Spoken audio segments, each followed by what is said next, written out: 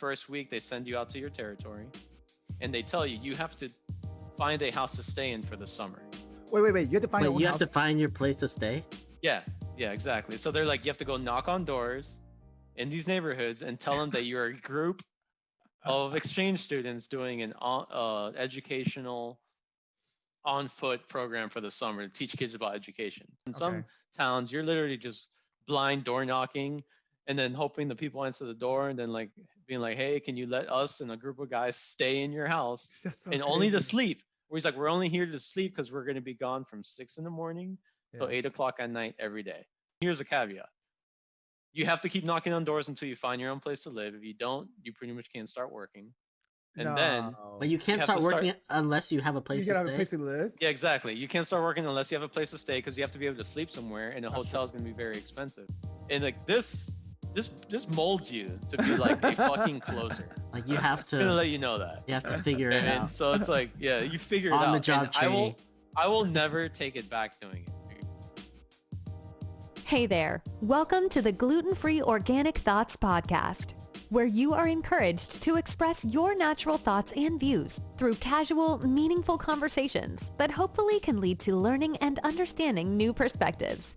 To find out more info, visit www.gfothoughts.com. Now, here are your hosts, Michael Wong and Robert Din. We hope you enjoy this episode. Welcome back, everyone, to Gluten-Free Organic Thoughts Podcast. I'm Robert Din, one of your co-hosts. Today, we have an old friend of ours from college, Abi Ochoa, on our show today to discuss his journey and come up in real estate and sales and talk about his motivations. And as always, we have our other co-host, Michael Wong. Hello, everybody. Welcome back to another great episode. Abi, thanks for joining us today. Thank you for spending on your Saturday. I know you got nothing better to do, so. No problem, guys. Like my girl said, like I have an opportunity to talk to Bob myself for 2 hours. Sign me up. There we go. So, all right, before we get started, what are you drinking, man? Oh, I was drinking water for now, and then I have a little pale ale, little beer right here. Is that local or is that like a? No, a Dogfish Head 90 minutes. Nice. Yeah, so like a little ale here. True. Strong. Mike, what are you drinking? Me? You know I don't drink. Come on, man. You should know better. What are you drinking? You're drinking something, right? I just regular coffee with, cashew milk, I guess. That's pretty much really keep it simple. I got a new thermos though. This is a 24-ounce one. So is it fucking it's giant? Very shiny. Yeah. Nice. What about you, Den? I am drinking Vietnamese coffee because I have work later. So no rosé today? I know, no rosé. I had it, but I gotta I would have to pop a new bottle open and stuff. It's the whole too much for one day for you. Yeah. And I could drink my red wine, but it's noon right now. Nice. Kind of a weird time to drink red wine. That's right. Abi and I are in Florida. Abi, you're in South Florida, right? Yeah. I live in Hollywood, just west of Pembroke Pines. For those of you that are from down here, pretty close to east of Pembroke Pines, not west. Yeah, just east of Pembroke Pines, just east of Cooper City. I'm in West Hollywood, nice. University in Sheridan area. South Florida, Pembroke Pines area. You can tell, in Florida. Look at the shirt. Look at what he's wearing. I know, right? Yes. These are little avocados. It says, I'm here professionally, but I'm here to party. That could also be a California shirt. Avocados are all over here. Yeah. I wear a lot of fruit clothing. Wait, where do you find those? I'm just curious. Where do you find those clothing? I don't know, like Ross, online, randomly. I just buy funky shirts. It's just when you see especially it, now that we work from have home. Yeah, so now that we work from home, I'm on Zoom a lot, because I still work from home and everything. So it's semi-professional casual. That's what it is. Yeah, but I'm either wearing a t-shirt. I have an avocado tank top. I literally wear that in the morning meetings sometimes because there's just a few guys on calls in the mornings. So wait, do you guys always share the videos when you're online talking? Usually, yeah, we like to interact. I'm always on Zoom, talking to guys. I catch up with most people from work that I talk to on the daily.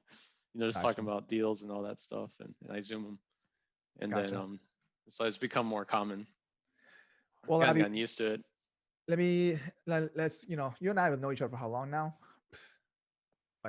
What? 15 years almost, really? since I was 18. So yeah, no, 13 years, 13 years. That's crazy. College. It's Since college. 14 years of Well, it just was about. Abby freshman year since I've known him. Abby, I think you're a year older, 2 years older than me. I mean, younger than me. Sorry, right? 2 years younger than me. Yeah, I think. yeah. Yeah. Mike, you're like near Asian. 40, right? I know. Yeah. yeah, Close to that. 40 close enough. something. Still Yeah, look no. like 25. No, well, yeah, Wong was definitely buying us beer when we started college. Like Wow. me and underage Hey, Should that, Peter. no. Like, wait, should that be on the podcast? No. What are you talking about? What beer? it was 15 years ago. Like, come on. Like, nobody's gonna come knock on your door for some plebeian underage drinkers. What's the statute of limitations on that? Like, nobody cares there. So I think we'll be all right. Plus, it's Yeah. Gainesville, right? No, Yeah, it's Gainesville. Yeah. I remember meeting Abby. I was like, who the hell is this scrawny little kid? But he wasn't scrawny though. I mean, he was pretty big from his side, but he was like, what's the word? You were shy at the beginning, but then once I got to know you, you were definitely not shy. Like you were all out. And I remember Abby and I used to have a little deal. Like I think you drove me to the gym and I cooked food for you Yeah. for a while. Oh yeah, man. Wong and us go back, man. He like Wong to deep down inside is like a close friend of mine. We've been in touch for 15 years. I think I talked to Yeah. you more than any of the guys that we met in Lexington Crossing. That's true. And obviously, you know, like Eric Dean, guys I went to high school with. Yeah. Like Mike is for people who don't know us, Mike is a neighbor of this kid I went to high school with. That's friends with like really other good friends of mine that we all went to high school. Yeah. Wong, I never met you in high school. You even went. No, I don't think so. I don't think I met Rich Yeah. or Fed in high school. I've no. Yeah, those guys. Yeah, so it's a nice little group Yeah. of us I met. But yeah, Wong was the first person I met when I went to Gainesville. You know, Wow, first I started person. hanging out with Peter. Yeah, Yeah. Peter and I knew each other since middle school, and then we Yeah. just started running into Wong because he was a mutual friend. And yeah, since like day one of like Gainesville, I was like hanging with Wong. Like, Yeah. how blessed am I? I know, right? I remember Abby tried to teach me how to drive stick in his car too. Oh Remember wow, going really? golf? No, in other words, burning clutches. Yeah, got is you. what you yeah, were trying to say. say. Yeah, teaching him how to drive stick and burning clutches is a dull different story. He remembers it differently. But yeah, I remember, yeah, like one time I was really, too drunk to drive, so I was like, Wong, take the car. And then I was in in another car and I was seeing him just fucking up. Or I was in the passenger seat and I was just so fucked up. I was just like, yeah, I Hey, remember. You trusted me, you know. So, hey, your car was in one piece. They still work afterwards. So Yeah, exactly. Yeah, because me and Peter both had stick cars. How conveniently. yeah, Yeah, so I think those he were had- good days. yeah. He had a signed TC. I remember that. And then you had the Golf. I remember. Volkswagen. Volkswagen. That's right. Golf. Yeah. Mhm. That's crazy. Yeah, I missed that car. It got taken away from me way too soon by That's the okay. bank. It's okay though. You got better things afterwards, so it's not. Yeah, it's all good, man. Yeah. So On the past, like no regrets. there we go. So Abby, you and I, like you said, we've gone closer over the years. I feel like your story is amazing to share, and I think part of this is that before we even start talking about in this podcast is that you grew up in a not a typical childhood, just like me. You didn't grow up in the typical childhood. For those who don't know you, can just elaborate? What was your childhood like, and then how did that help you motivate you to become the person you are today? I don't think Robert even knows how you grew up, where you Yeah, grew up at. I don't know. Yeah, I your don't think so it's backstory, good. It's Yeah. always good to tell you the story to someone who doesn't Yeah. know. But yeah, I keep it short and sweet. I've said that a bunch of times. I embrace it because it molded who I am today. So no, I definitely would never have it a different way. I don't think I'd be who I am. Yeah. And I think that's what made me a little unique. And the long terms is for people who've gotten to know me. I always had a memorable name and a different story. But like I've always used it to my advantage. Honestly, I picked up on it quickly as I went to school that I had a So were you a born in little South bit more Florida? adversity to come from. So I use it to my advantage. And yeah, man, but my whole family, first generation immigrant from Mhm. Honduras. My whole family's from Honduras. I was the only one born here in 1988. That's when my family got here. So I'm the firstborn citizen of my whole family. you Youngest were of born- youngest of You're the six youngest? siblings. Oh, six Yeah. siblings. So you were Yeah, born so in South I've- Florida, right? You Yeah, I were was born in South Florida. I was born in Jackson Memorial in Miami. Oh shit, really? Yeah, I was born there. Grew up in Hialeah. For those like those are like, a little bit more up and coming areas, as we call it in real estate, lower income areas of like Miami. It's considered an area called Hialeah, Yeah. very heavily Cubanly populated, and but yeah, good times. Like that's where I grew up as a baby. Most of my time I remember is living in Broward County. Moved to like Hollandale Beach area, which is just east of Miramar, Yeah. a little north of Miami kind of area. And that's where I kind of grew up until I was like probably 10, 11 years old, and then ended up in Pembroke Pines around the age of 12. And that's when I started meeting a lot of people that I know today. But I barely had in contact with anybody I knew before I was like 10, like 12, 13 years old on the friend side. So That's I only have crazy. family Wow. from before that age, but before that, like no connections. My oldest friend is my buddy Chris, who was my neighbor when I moved to Pembroke Pines. And then I've known him since I was like 12 years old. So pretty much 20 years at this point. My That's oldest crazy, friend, he bro. lives up in New York. He's also my accountant today. I keep it tight. I've always said it's my barrier to entry to get to know me is always like, if I don't know you 10 years plus, like it's a long uphill battle till I trust you. But that's kind of like the gist of it from in short, in a nutshell, kind of how my coming of age story through being a first born immigrant and yeah, You said you were one of moving the up. youngest, or you said you're the youngest? I am the youngest. Yeah, You're the the youngest youngest. was 6. Were you Father. spoiled? Do you feel like you were spoiled when you're being Oh young? yeah, I definitely was like the youngest. I was like the golden child. I was the anchor baby, as they call us. Because my family got here saying we're going to Disney World. Back it was a lot easier to immigrate back then. We didn't go through like Yeah. a river or a lake or a boat. Yeah. So all jokes aside, I've always been getting the the stereotypical jokes, Yeah, of course. and then not to say anything politically incorrect, but FOBs. Yeah. Stands for No, fresh off the boats, pretty much. But yeah, honestly, like it wasn't that difficult to get here, and I was in my mother's belly when we flew to the States, and then we just stayed. The family stayed. But my dad worked in the States since my younger brothers were born. yeah. And it's 5 guys and 1 girl. My sister's the oldest, practically like my mom. And then Wait, so your dad came over first and was working here? yeah, my dad started working in the States in like the early 80s. Ah, Yeah, he was gotcha. coming over like with To bring- work visas and working up in New Jersey. I have an uncle who's like Yeah. lived in New Jersey all his life. I have a cousin there that I've seen once in a blue moon. I saw her a few times when I went to New York a few times to visit our other friends of ours. Mm-hmm. A couple years ago, long time, a few more than a couple years ago. But and anyways, yeah, like that's how it started. Like So he would come work in the States to make American dollars to send it yeah, back to my mom in back Honduras home, right? because she Yeah. was raising like 3 kids, 4 kids, 5 kids, and like because all my brothers are 18 months apart. Some are Wait, even what? only like Purposely, 13 like months apart. Everyone's 18 months purposely, apart. really? Exactly. Yeah, pretty much. Like nobody's more than 2 years apart in age, except me. I'm 5 years behind my youngest older brother. So were you an Oh, so accent? you really are like the little runt. You're really Yeah, the smallest, exactly, youngest exactly. one. Yeah, so like yeah, but my sister, and my oldest brother, they're all like 2 years apart. So Gotcha. very close by. So I literally said it was kind of like it followed the cycle of my dad coming back to the States and seeing my mom for a short period of time and leaving for a while to work. So there's like a connection to why there's so many kids There's in a the pattern train. there.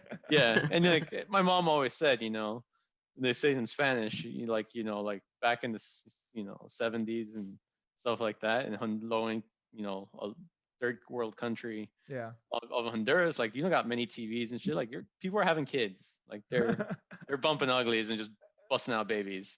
There's not much else to do. So like that was always the story why she had so many kids. And then they came all over here, and I was born. I was the 6th. Yeah, and I'm the youngest of like there's like a 5-year gap between my youngest brother and me. So I came That's later. crazy. And my mom, keep this in mind mathematically, Yeah. was only 30 when she had me. Wow. Whoa. Yeah. Whoa. Jesus. She was only 30 years old. Yeah. So that means, yeah, my mom's rather young for having 6 kids. Oh, no, but She's a your mom- grandma. My mom is a grandma in her 60s of 9 nieces and nephews. That's so Oh, crazy. 9. Yeah. Wow. Yeah. I've been an uncle since I was 14 years old. Welcome to a Latino family from Central America. This is what you signed up for. Just babies left and right. Wow. Wow. But Mhm. but I mean, your mom is still relatively young. Do you think about it though? Man. Oh six- yeah, she's super young. Yeah, she lives Yeah. 10 minutes from me. I'm kind of like her primary caretaker. My dad passed away when I was young. He went blind since I was very little, which is kind of the whole adversity thing Yep. of Juan kind of emphasizes on. But to keep it short, yeah, he passed when I was young. When I was like 14, 15 years old. So And this then is since when you were in high school. yeah, right, right before 10th or 11th grade, I remember. And So- then I think it was right before 11th grade. So was it And just you, your mom growing up, and your brother was already gone at the house, right? I'm guessing. no, yeah, they were older, but they started become well, they became the primary breadwinners of the family Yeah. since we were young. Because my dad was diabetic. Yep. He went Mm. fully blind, Mhm. and pretty much when I was like 6, 7 years old, Gotcha. and he was raising a family. This is back in the early '90s. Yeah. Mhm. Like he was making $200 a week, making blinds in the little factory in Hialeah. That's Like crazy. pretty much like to be Wow. able to support a family of 6 kids That's so with a crazy, house. We $200 a lived in the week. house and everything, like was practically under $1,000 a month. man. Try to Yeah, do like that. Try to do that in San Francisco, then. yeah, exactly. So like that's kind of like how it all started. But he was always hardworking. Like never missed a meal. Fortunate had a roof over the head. It was just like Yeah. we weren't traveling on vacations like and stuff like that. Hmm. And but I lived comfortably. I wasn't. We were never homeless. So like I was always taught. Doesn't matter where you come from. Like you can make it, work hard, like be humble. Yeah. Make it, Correct. figure it out. Grind it out in a Yeah, sense. exactly. So it's like I always grew up around that household, but and then that all changed. He went blind early. He was diabetic. He didn't have How a old great was he? Do you mind? diet and lifestyle when he was in his 20s and 30s. Uh-huh. So like, yeah, he was in his 50s. Yeah, he was Wow. only he was He only was young. 55. That's He was only young. 55 when That's he passed. crazy. Yeah, That's but he happened to have been in Honduras at the time Yep. with limited medical assistance, like living in a house like probably an hour and a half away from a hospital when this all happened, because he moved back probably like 2 years before he died to Honduras Gotcha. permanently, because he was just bored as hell. He was fully Oh, really? blind for He- years. And Oh. then like when I was like 13 or 13 years old or so, he just like went back to Honduras, like work, because he was working. He had businesses like he had created in the past. Like he bought like a Ah. few buses over Oh. there. But he had connections He, back to still. yeah, exactly. He had connections, even though he was blind. Like he had people Yeah. he trusted that he could do work with, and he knew how Yeah. to like make business work in Honduras. And like he Gotcha. had land and little things like that, But I was so young at the time, I didn't have comprehend all those details to that Of course not. extent. Yeah. This later on as I learned these things, and Mm. then he went back to like just start some businesses. They would sell cueros, like they say, pretty much like buy livestock, Yeah. Oh, lifestyle. the fur and everything like that, and they just kind of like move it, just kind of like wholesaling, flipping. So now it's kind of funny how it worked out. I ended up like being a buying and selling person over the years. It kind of is like in the blood, kind of, Yeah. It's you like know. it finally came to you, Yeah, no, but my dad was really good with like numbers and math and stuff like Yeah. that. So like he was always like, he always made it work. Like the family was always taken care of, like no matter what the situation So he was. Like provided no matter what, though, at the end of the yeah, day. yeah, And like then no he's matter blind and now what. he made no excuses. He literally Yeah, made pretty much. Yeah, like no excuses. And then my brothers were old enough; they started working. Gotcha. But my brothers had great success. He got into marketing at a very young age. Yeah. Like the '90s and stuff like that. He was making way too much money for being an 18-year-old with no college degree. So like, It's a good we problem to had, have. like they were, they had their cars. All my brothers worked. Like everybody worked in my family since like a young age. Yeah. Very, very young age. We were taught to like start working since you're like you can move your legs and feet.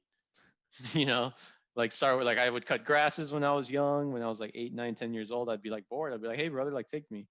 Yeah. Like So had you were, little lawn so you were hustling. businesses. So I was always You were like, It's a hustling. You were hustle. hustling already. I It's a was Hustle always hustle. on the mindset. hustle. Like, yeah, I was Yeah. just always on the hustle, and I kind of enjoyed it. Like, I had my fair share of like playing around and hanging out. But Yeah. like anybody who knows me that like I get up early, Yep. kind of work. I'm always looking to do something. Mhm. Like guys, all of my friends who lived with me, Wong knows that. Wong's the same way. Wong is a narcissist to a certain extent. So it comes Not from a really. family. It comes from a family, of just like grinders. Mhm. And I've met Wong's parents. Like those people work. Yeah, I feel It's like. like just like hardworking, like good But do you think stuff that's a like that. cultural thing though, or just like also more like a family thing? You think? You think it's a cultural thing, or is it more like a family thing? Yeah, I think it's a cultural thing because there's a lot, if you say a cultural thing, like there's a flip side to that, people who Yeah. are bad and criminals and things I like think it's that. also like a mindset of like an immigrant, right? Yeah, it's like a you're coming mindset of an somewhere. immigrant. We always wanted better for ourselves and stuff like Yeah. that. Just came to this country, literally took advantage of all the opportunities that are out here. So, Right. it's sad to see over the years when people start pointing the finger at immigrants saying they're trash all the time. It's like Yeah. kind of sad to see, but never took it to heart. Not everybody thinks those ways. So Well, I guess they never had the experience that we came from, right? So we actually took, okay, you know what, this is actually very Mhm. awesome, especially from where we came from, because we didn't have this opportunity, or we were limited by this opportunity, right? yeah, So- exactly. I always felt like I owed it to my family too, which is kind of what drives me to kind of Yeah. skip ahead on what you had asked me earlier. Mhm. It's like, it's like I feel like I owe it to them. Like they risked everything to come to this country, Mhm. stayed here, like we're able to get their citizenships, residencies. They're like my dad. Like I recorded all the. You're supposed to remember pretty much like know 100 questions like to get your citizenship. If you know Oh, the anybody who's gotten interview. their citizenship, yeah, you do an interview. Yeah. Yeah, Well, like my yeah. dad at the time was already blind. I literally Yeah. recorded 100 questions on an audio recorder in Yeah. English, and he memorized them all.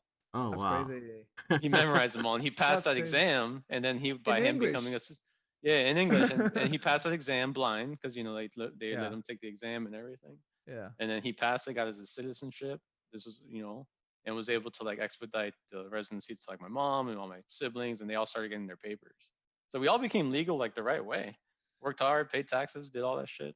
Yeah. Yeah. And then so it's like, and there's people take advantage of the system, and but there's people that come But it here and sounds work like hard, take your, advantage of your this country. family. Yeah. It Mhm. sounds like your family never made an excuse, right? Not to work. Yeah, right? exactly, So- exactly. Yeah, and then as my brothers got older, they Yeah. started getting, things got a little difficult as they started finding their own families and stuff like that. Of course, So it was different. the Now family they're started. on their own journey now. They have to take care of their Yeah, family. exactly. So Yeah. at that point, that's when like family, like I never really had, like my mom wasn't, or not to say it's like not an educated woman, but Yeah. she went as far as like 8th grade education in Same here. Central America and started raising kids at like as a Yeah. teenager. Yeah. Yeah. So that's all she knows. And That's then crazy though. my dad, once he went blind, wasn't able to work. What'd Passed your mom young. do though? Just wondering. What'd your mom do when your dad went blind? Did she end up getting? She would just kind of, she went through some stuff, Mhm. and she did a little bit of work here and there, like cleaning houses, worked at a Gotcha. laundromat, little things like that. But for mostly, it was only brothers. Like my brothers are the ones that took over, and my sister, pretty much raised like a whole, like these little American family for like Yeah. 6-7 years. Like was the primary caretaker for like this family. And That's she would awesome. like Wow, go that's on cool. trips with them and everything, kind of like an au Yeah. pair Yeah. Mhm. kind of thing. That's my sister did that since she was like end of high school up until her like early 20s, Where's she now? probably. Now she's married. She's older. She lives in Texas with her husband, has 2 kids. Oh, nice. Have you So visited? yeah, her? yeah. No, yeah, everybody's grown and did their thing. They're scattered around, right? They're Yeah, not they're South scattered Florida. around, Nick. We have a bunch of nieces and nephews. We left our footprint. One of my brothers lives in London. Yeah, that's right. I remember you Wow. went to a wedding. I Yeah. remember you. You Yeah, went to, he lives in London. He married a British woman. She's really nice. I actually love that family. I visit them every year. And now like I go, we went from being an immigrant family. Now I'm going to Europe once a year to like visit my brother. Like what the fuck? Upgrade. Yeah, it's like no, it's I'm Yeah. fortunate. I'm blessed. Yeah. I had my tribulations when I was young. I was figuring it out. I fucked up a couple times, did some stupid things, but everybody has to. Yeah. And So then that's just part of the journey. It yeah, is. exactly. But yeah, but like it's kind of nice. He's having his 3rd kid. Like that's the 9th nephew because he has 2 daughters. So it's gonna be Jesus a Christ. boy finally. Wow. Man. He had to go for that boy. He's having his 9th. That would be the 9th in the family because most of them have 2. Let's And see. Abby, you gotta catch up, Abby.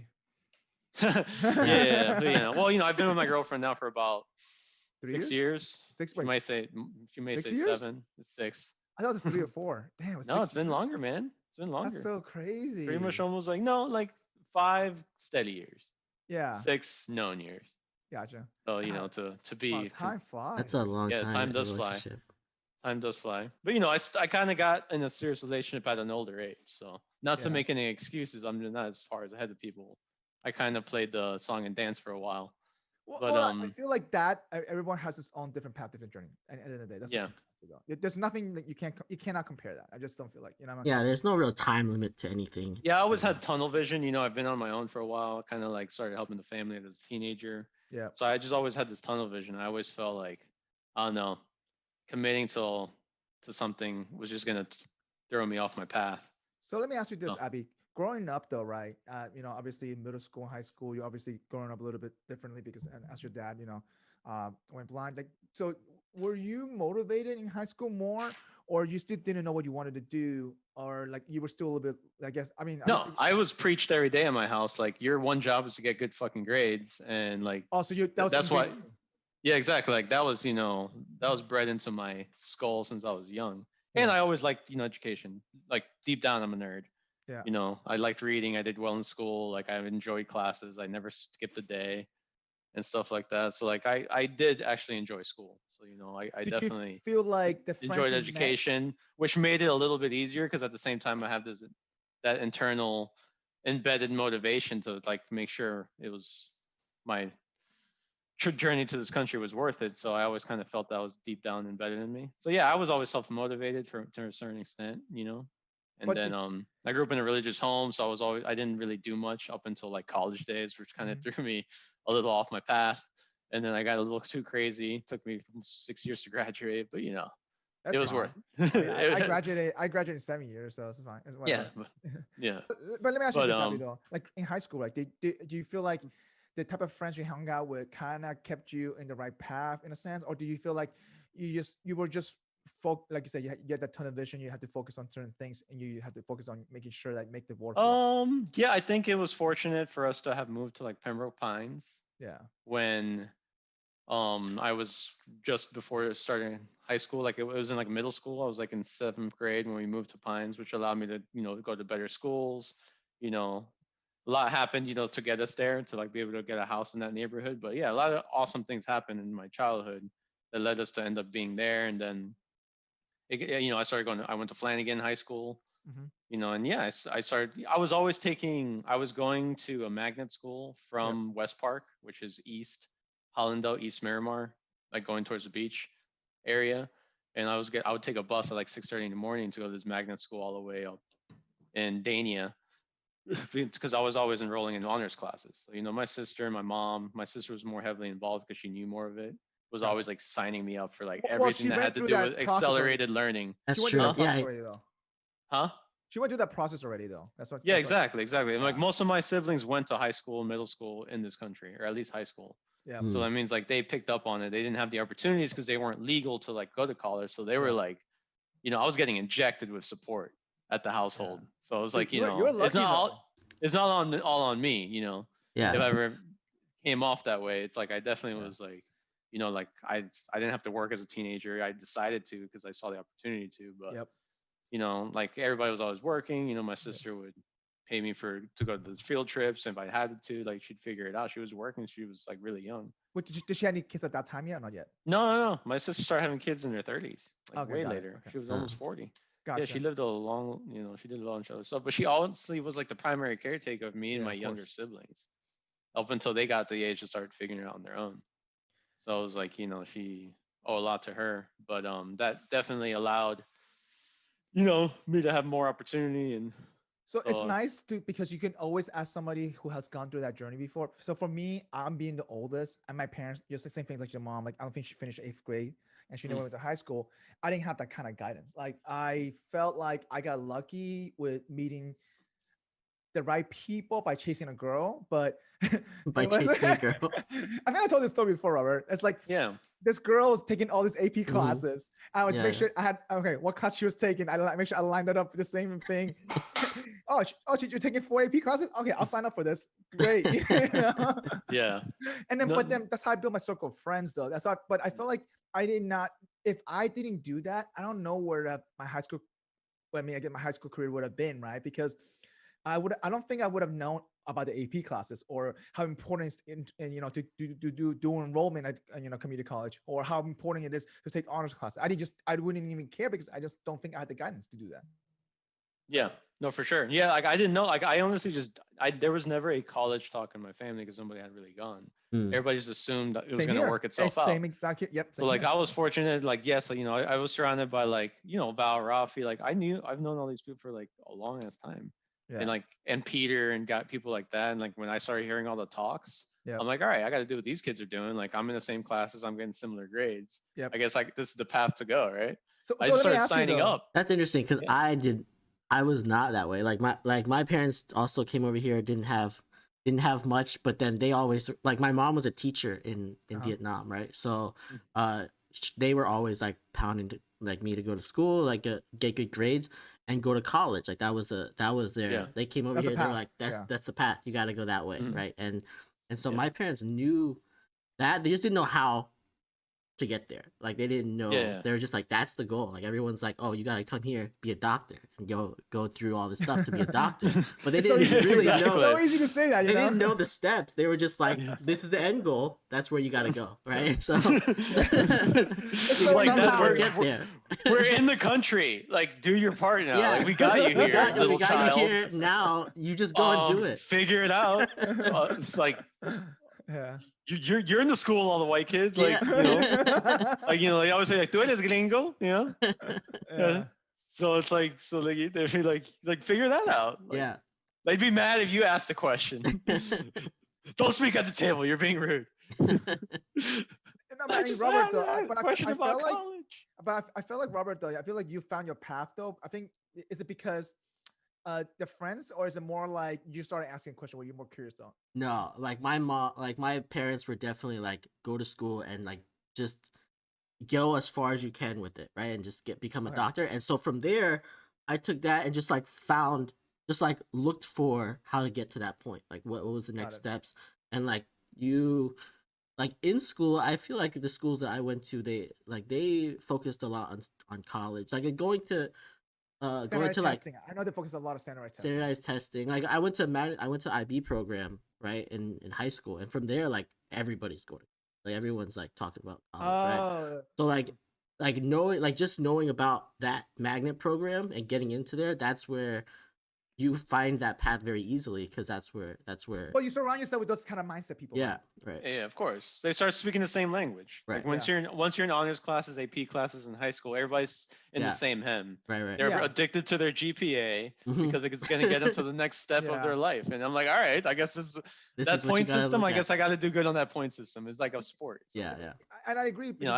I picked that up kind of quickly as I was, luckily I was fortunate to go to school in America my whole life. So you kind of just figure it out. So let me ask you this, Abby, though. Like, when did you know you wanted to go to University of Florida, or did you just pick because I literally applied to every school. I didn't know. I didn't do much research. I just knew I wanted to leave my house. Yep. I wanted to like be out for a little further away, preferably. Did you do a tour or no?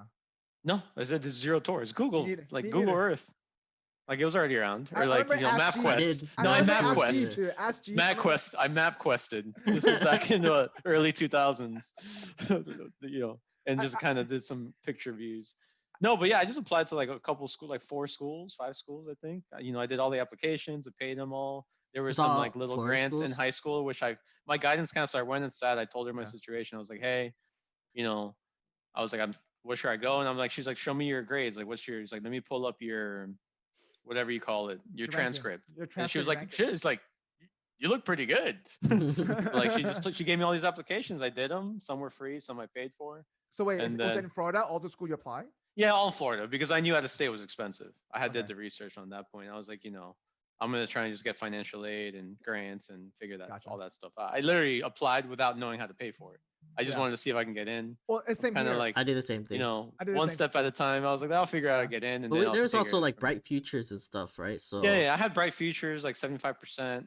I didn't do as good as on the SATs as I should have because I didn't study, winging everything. And then I did good on the ACT, but I only had 75%, and then so that helped. That helps a lot. Yeah, I knew about that. I knew about that kind of early because I was already meeting the standards. I kind of knew that since like 11th, 12th grade, beginning of 12th grade.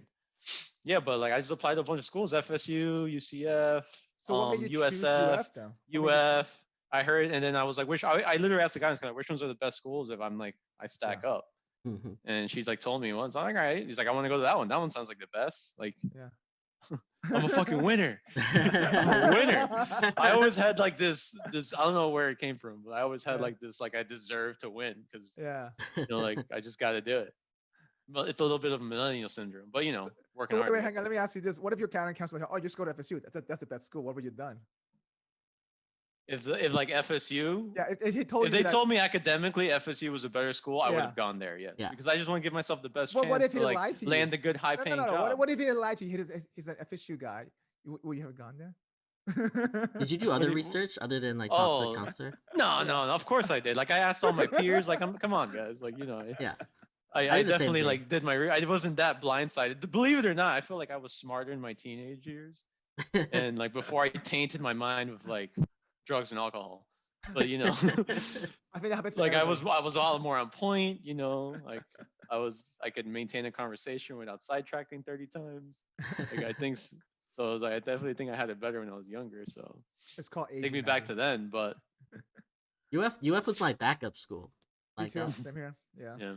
I think I did apply to one out-of-state school, like a high-end school, to see if I could just get in on some whim. Yeah. I don't know which one it was. I applied to Duke. Yeah, I Applied to don't know. Duke, and then I was going to apply to MIT just to It see. was like Yale or something like that. But then I didn't get into Duke, and I was like, all right, I'm not gonna apply to MIT. It seems like impossible at this point.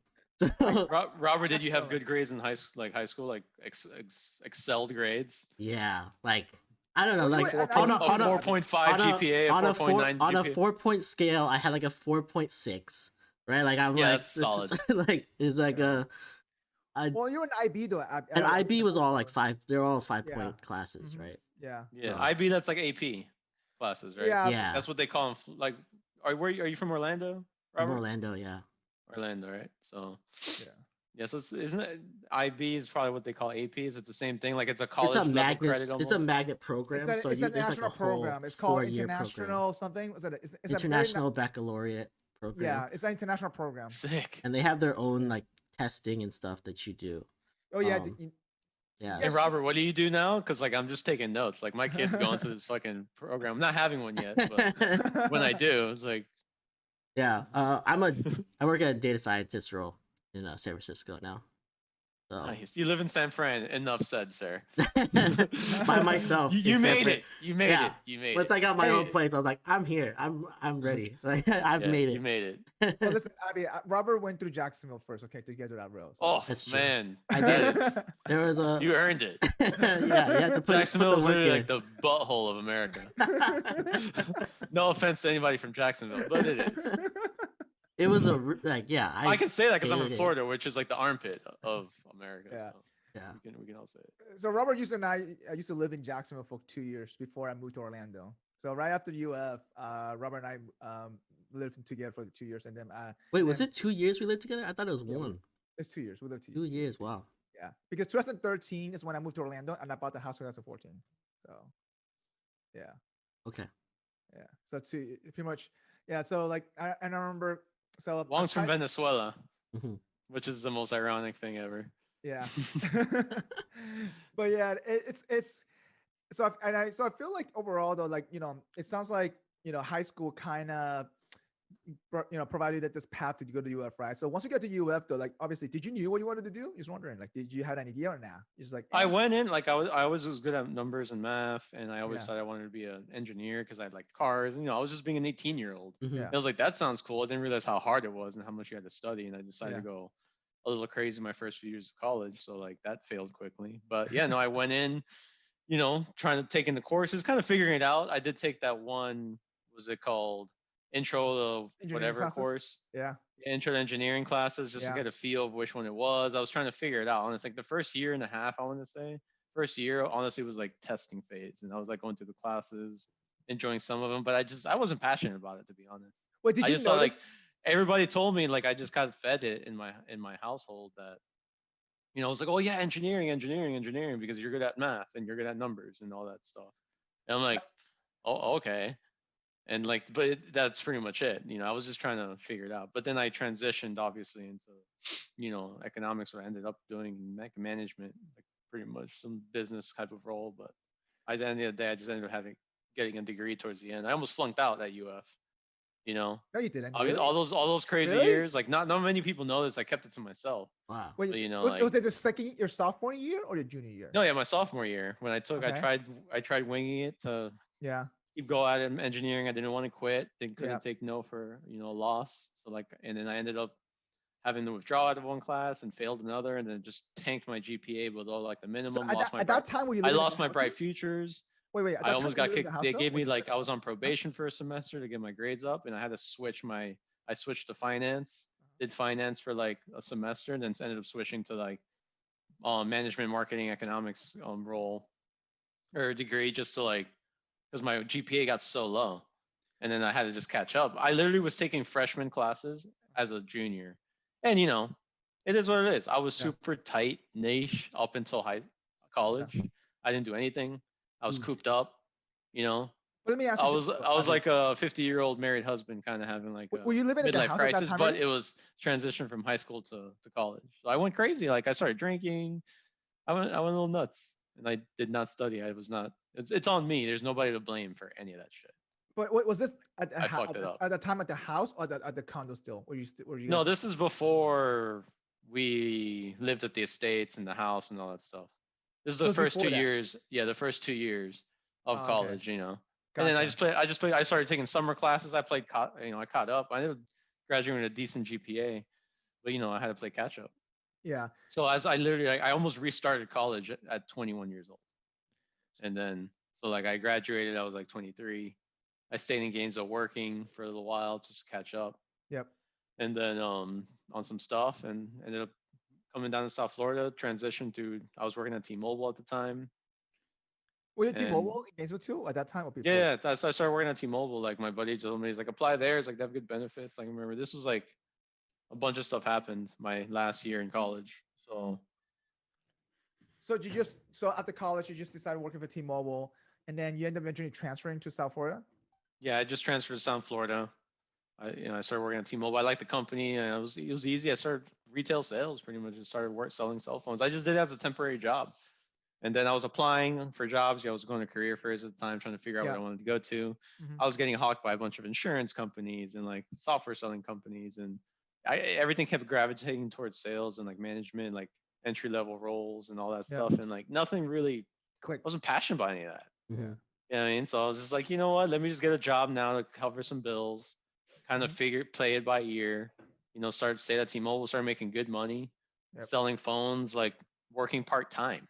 I was Yeah. working 30 hours a week at like 24 years old, making above average pay for an entry level position at any company with a bachelor degree. You were paid with commission.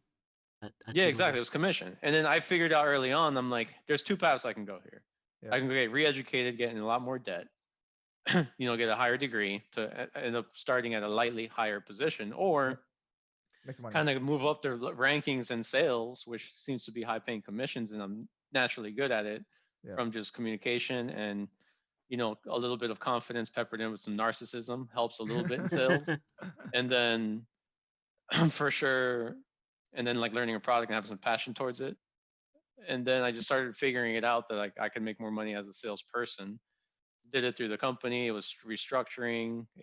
Some AT&T deal fell apart with T-Mobile.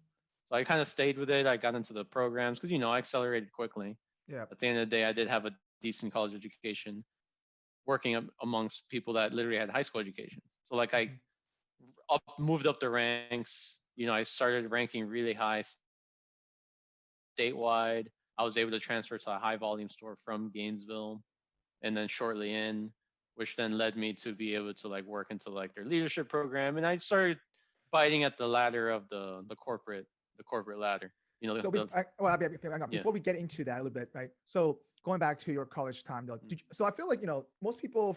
So by the way, I'm not sure you know the statistic. I feel like people fell out of college. I think 46% of them fell out of college and then don't come back at their first year. I think something crazy. Like I remember back in. Oh really? Yeah, the 40%. I think something crazy. Hang on, let me look this up. Mm. I remember correctly, like it was something really high. Like is there a rate of dropout? I feel like college, the difficulty of college But is freshman that is that transition from being at home to being Sorry, independent. 30%. My bad, 30%. Sorry, it's still pretty high though. Yeah. Yeah. Yeah. And one of the things is that I feel like you could have just quit, but you didn't, right?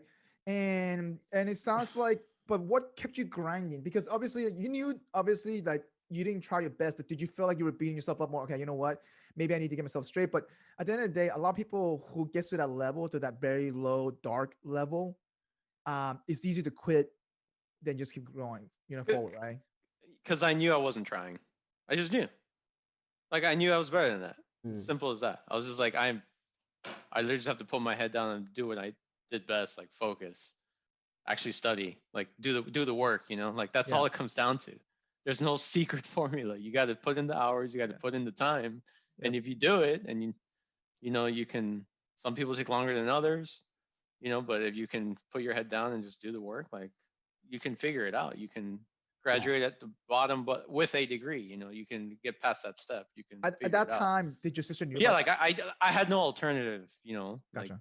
I was on financial aid. I had nowhere to go. Like, like literally nowhere to go. So like if I wasn't your back there, was against the wall at that time, in a sense. exactly. I had nowhere to go back in South Florida. Things were all kind of already set apart. Yep. All my siblings were on their own. Yep. And pretty much, yeah. And I was like, I got to figure this out. Like, I'm not going to be that guy that had it all, pretty much opportunity and everything, and just flunked. So I was like, I'll figure this out. So like, I put my head down and figured it out. Just grinded it out in a sense. Exactly. Yeah. Yeah. I had to figure it out. Yeah. I would not take a loss as Yeah. as a final. Especially if can't do it you, when you especially score. if you You didn't can't do it put when your you score, you know? your effort in the first Yeah. like that. Exactly. I just knew. I was like, you know what? Like, back to the drawing board. I was depressed for like a whole semester, you know. And then I remember kind of borderline, and that probably wish I'd been more drinking. You know, wasn't like severely depressed. It was just like, I was down. Yep. And because I was like, damn, I fucked it up. I'm like, I'm not going to be engineer. Like, I'm demoting to some degree that I didn't want to go to, like like general business. I just felt like that was kind of. Well, it could have been easy as F.I.R.E cycle. You know what I mean? Like that's what I'm Yeah, saying. exactly. But you know, like I found passion, and like I started taking accounting and the business courses, the marketing. I was like, you know what? Like, I like this. And I took some stock classes. I was always interested in that. I always had a background of buying and selling things.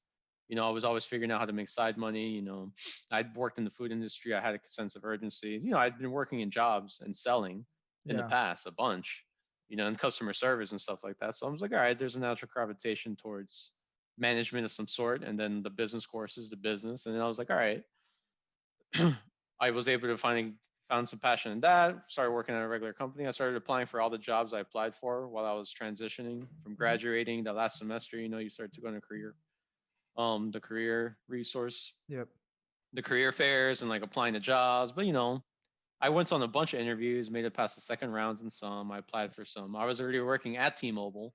Yeah. Because I started there like the spring before the fall I graduated, or the fall before the spring that I graduated. So I was already working there.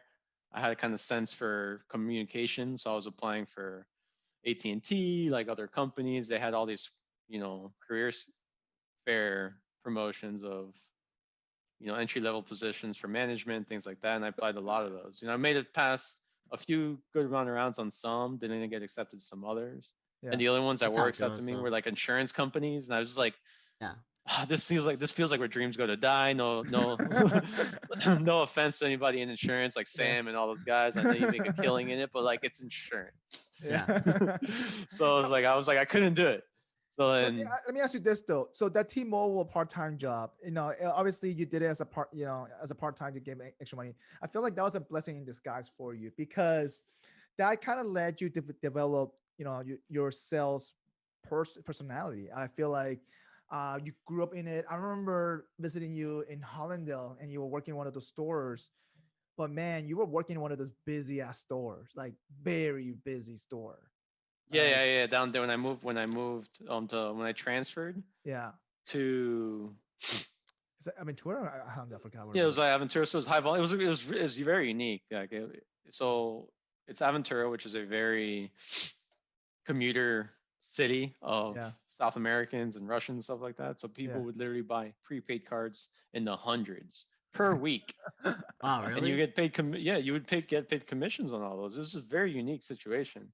And like we picked on it quickly. Like you figure it out real quickly. Like in a high volume store, like what's profitable and what's not. And like at the time, like T-Mobile was transitioning, and they became the carrier. They kind of took the whole no contracts thing. It was kind of an exciting time to be there, because that's when the whole cell phone industry was changing. Because everybody remembers cell phones being as like overages, $300 bills, minutes. Remember the minutes?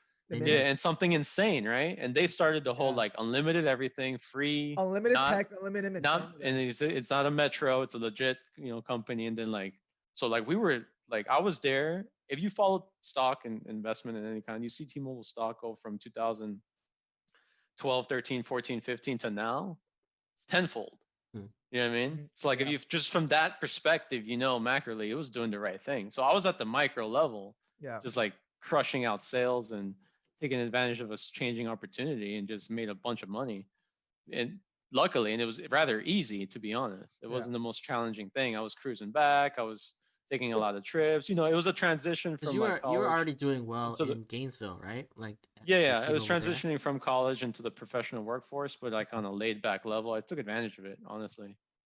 And then I kind of got used to it. I was like, once you're in sales and you start realizing, because I've realized it early, I was like, there's a few paths, like I mentioned earlier. I can either go take higher education, get a master's, but getting even more debt. I was already in some debt from a bachelor's degree.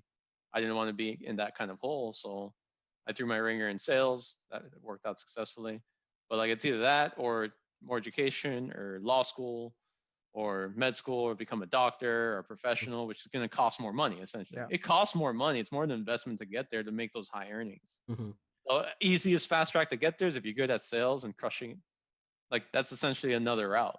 Yeah. That or having an in on some other inside sounds business. like though, but it sounds like for you though, you also had a chip on your shoulder to prove something you could do it though. And it sounds like obviously you found your groove, like you said, you found that groove, found the momentum to kind of drive that a little bit more. And your goal was just at that point, you know what? I don't want to get into debt. I want to make money. Just make it, you know, build that cushion, right? Yeah. I had to come up from a negative too, because I got out of college with a shit credit. Like I had to I remember that. I remember. I had to rebuild like myself because like college was like drained my financial situation. Yeah. And then I had to just like catch up. So like I took advantage of that when the opportunity presented itself for sure.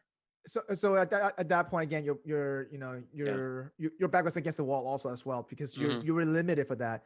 So and I was molded because I did that book thing. If a lot of people don't know about the sales books thing, that's right. The sales. The same thing that Sam did. The same thing that Sam and Josh did. Oh, can you explain? You ever heard the stories? You ever heard the stories of these guys knocking on doors and like hang on, Abi, take a step back. Take a step back and explain it to the audience. Brace yourselves for this. So the book club thing is like a pyramid scheme level type. Is that pyramid scheme hardcore knocking on doors, marketing, door-to-door sales. Or solicitation. You essentially selling encyclopedias, selling like encyclopedias like kids books. You know, like you had different packages of books, but the way they recruit you is they target, I don't know who they target. So I guess, you know, they get kids into a room. They always ask them, hey, write a couple names of people you think would be interested in. They'd give their little spiel. And then some girl put my name on it because they thought, you know, Abby's, you know, probably might be interested in this because I always gave off the vibe of trying to make some money. Yeah. Because I was always selling tickets, stuff like that. People who knew me. I was always doing something to that extent. And then, so like I got contacted by this recruiter girl. She was an FSU girl, older than me, like, you know, super aggressive sales pitch, got me to do the meeting, got me all pumped up. And at the time it was right before the semester ended. And I had to go back home for the summer and I needed to take summer class to catch up because that was the second semester I was playing catch up. I was a junior at the time. So I literally just went and did this whole summer program thing because they promised you can make a bunch of money. Except it was a whole like brainwashing sales organization type of thing. Almost culty to a certain extent, but you know, you learn a lot of good things. Well, tell us about like if you stick to it, like there's a lot of benefit that comes from it, but it's crazy. You get recruited. This premise is they sell you on this whole thing of you becoming a better, inspiring person. And it's rough sales, right? But then when you get there, they're like, you go through a 1-week crash course in Nashville, Tennessee. Where they teach you the whole pitch on like knocking on doors, getting in someone's house, and you have to memorize this whole script and like kind of follow to the T. And you take all these other courses, and they have all these motivational speakers. Did you have to pay for the courses and like to get? You had to pay for all this stuff. So they're like, all right, to come in, you had to pay. So you had to pay it. It's like it's $300, and I literally had to borrow it. And the girl believed in me so much. She's like, Abby, I'm going to give you a draw on the course. I'm like, hey. He's like, I had all the money in my pocket to put gas in my car and drive up here with enough food to feed myself for a few days. Then to make money, like start making money. Because that's the level I was at. And then this girl was like, I'll front you the money for the whole course thing. Because I was slick. I was like, you got me all the way up here. And I waited till I got there to say it. Because, you know, you have to have that leverage on them. He's like, well, you're going to make me drive back? We drove from Gainesville to Nashville, Tennessee. So like I had that in my back pocket. Got there and I was like, hey. No, he's like, you got to front me. He's like, if not, I can't take this course. She's like, you have credit cards or anything? I'm like, nope. And then she paid for it because I wanted to see. I was like, wait a second. Why do I got to pay for this shit? He's like, no, you're coughing it up. So like she ended up paying for me, funnily. You know what I mean? But I ended up taking the course and I was like, all right, I'm going to do this. You know, I did all the training and everything like that.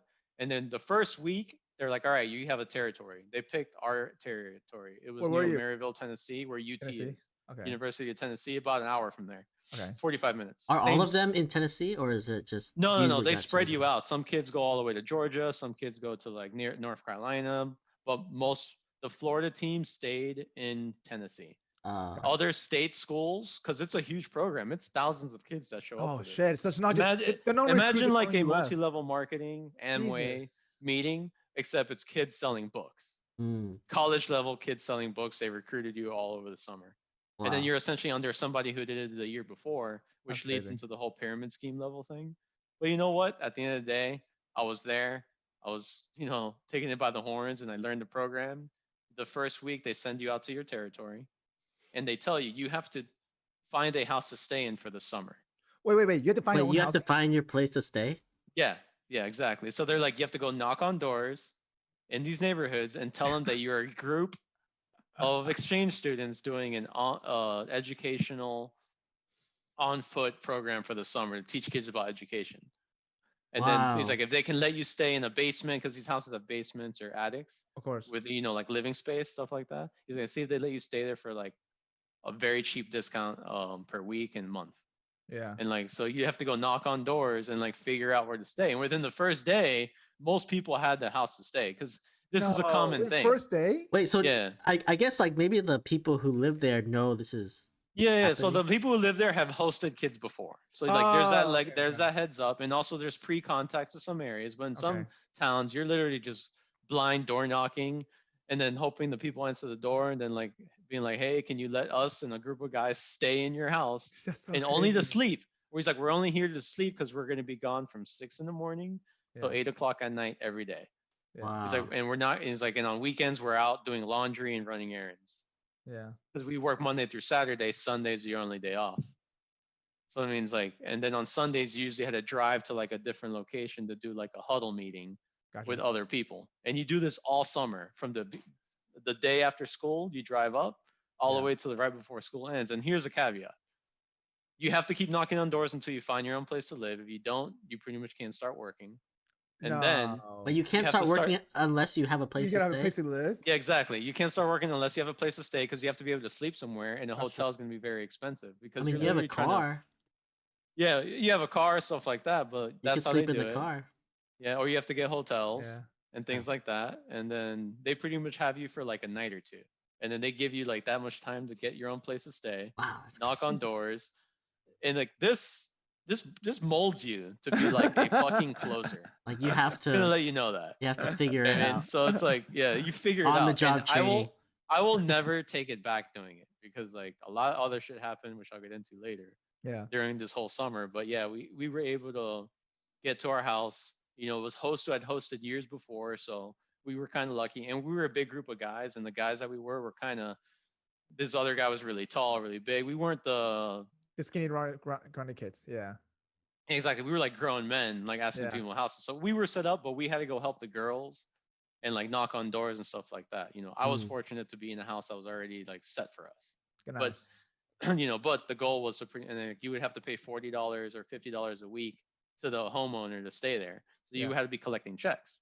And here's the caveat: you have to collect enough deposits over the course of the summer to be able to buy your own books. Wait, what? To buy your own books? Yeah, In order because to it's ship it out? essentially it's In a order to ship it reserve out? fund. Yeah, because they don't Oh. front you the books because you're essentially getting subscriptions. Yeah. Imagine I'm knocking on your door. You're taught to kind of get into the house and close the sale and get a check for $135 As a within 20 deposit? minutes Is that as a deposit. Okay. That was like your goal and your quota. Yeah. And you would have a little notebook, and you would like literally asterisk all the houses you got into and got deposits every day, and call your manager at the end of the day and say how many you got. Yeah.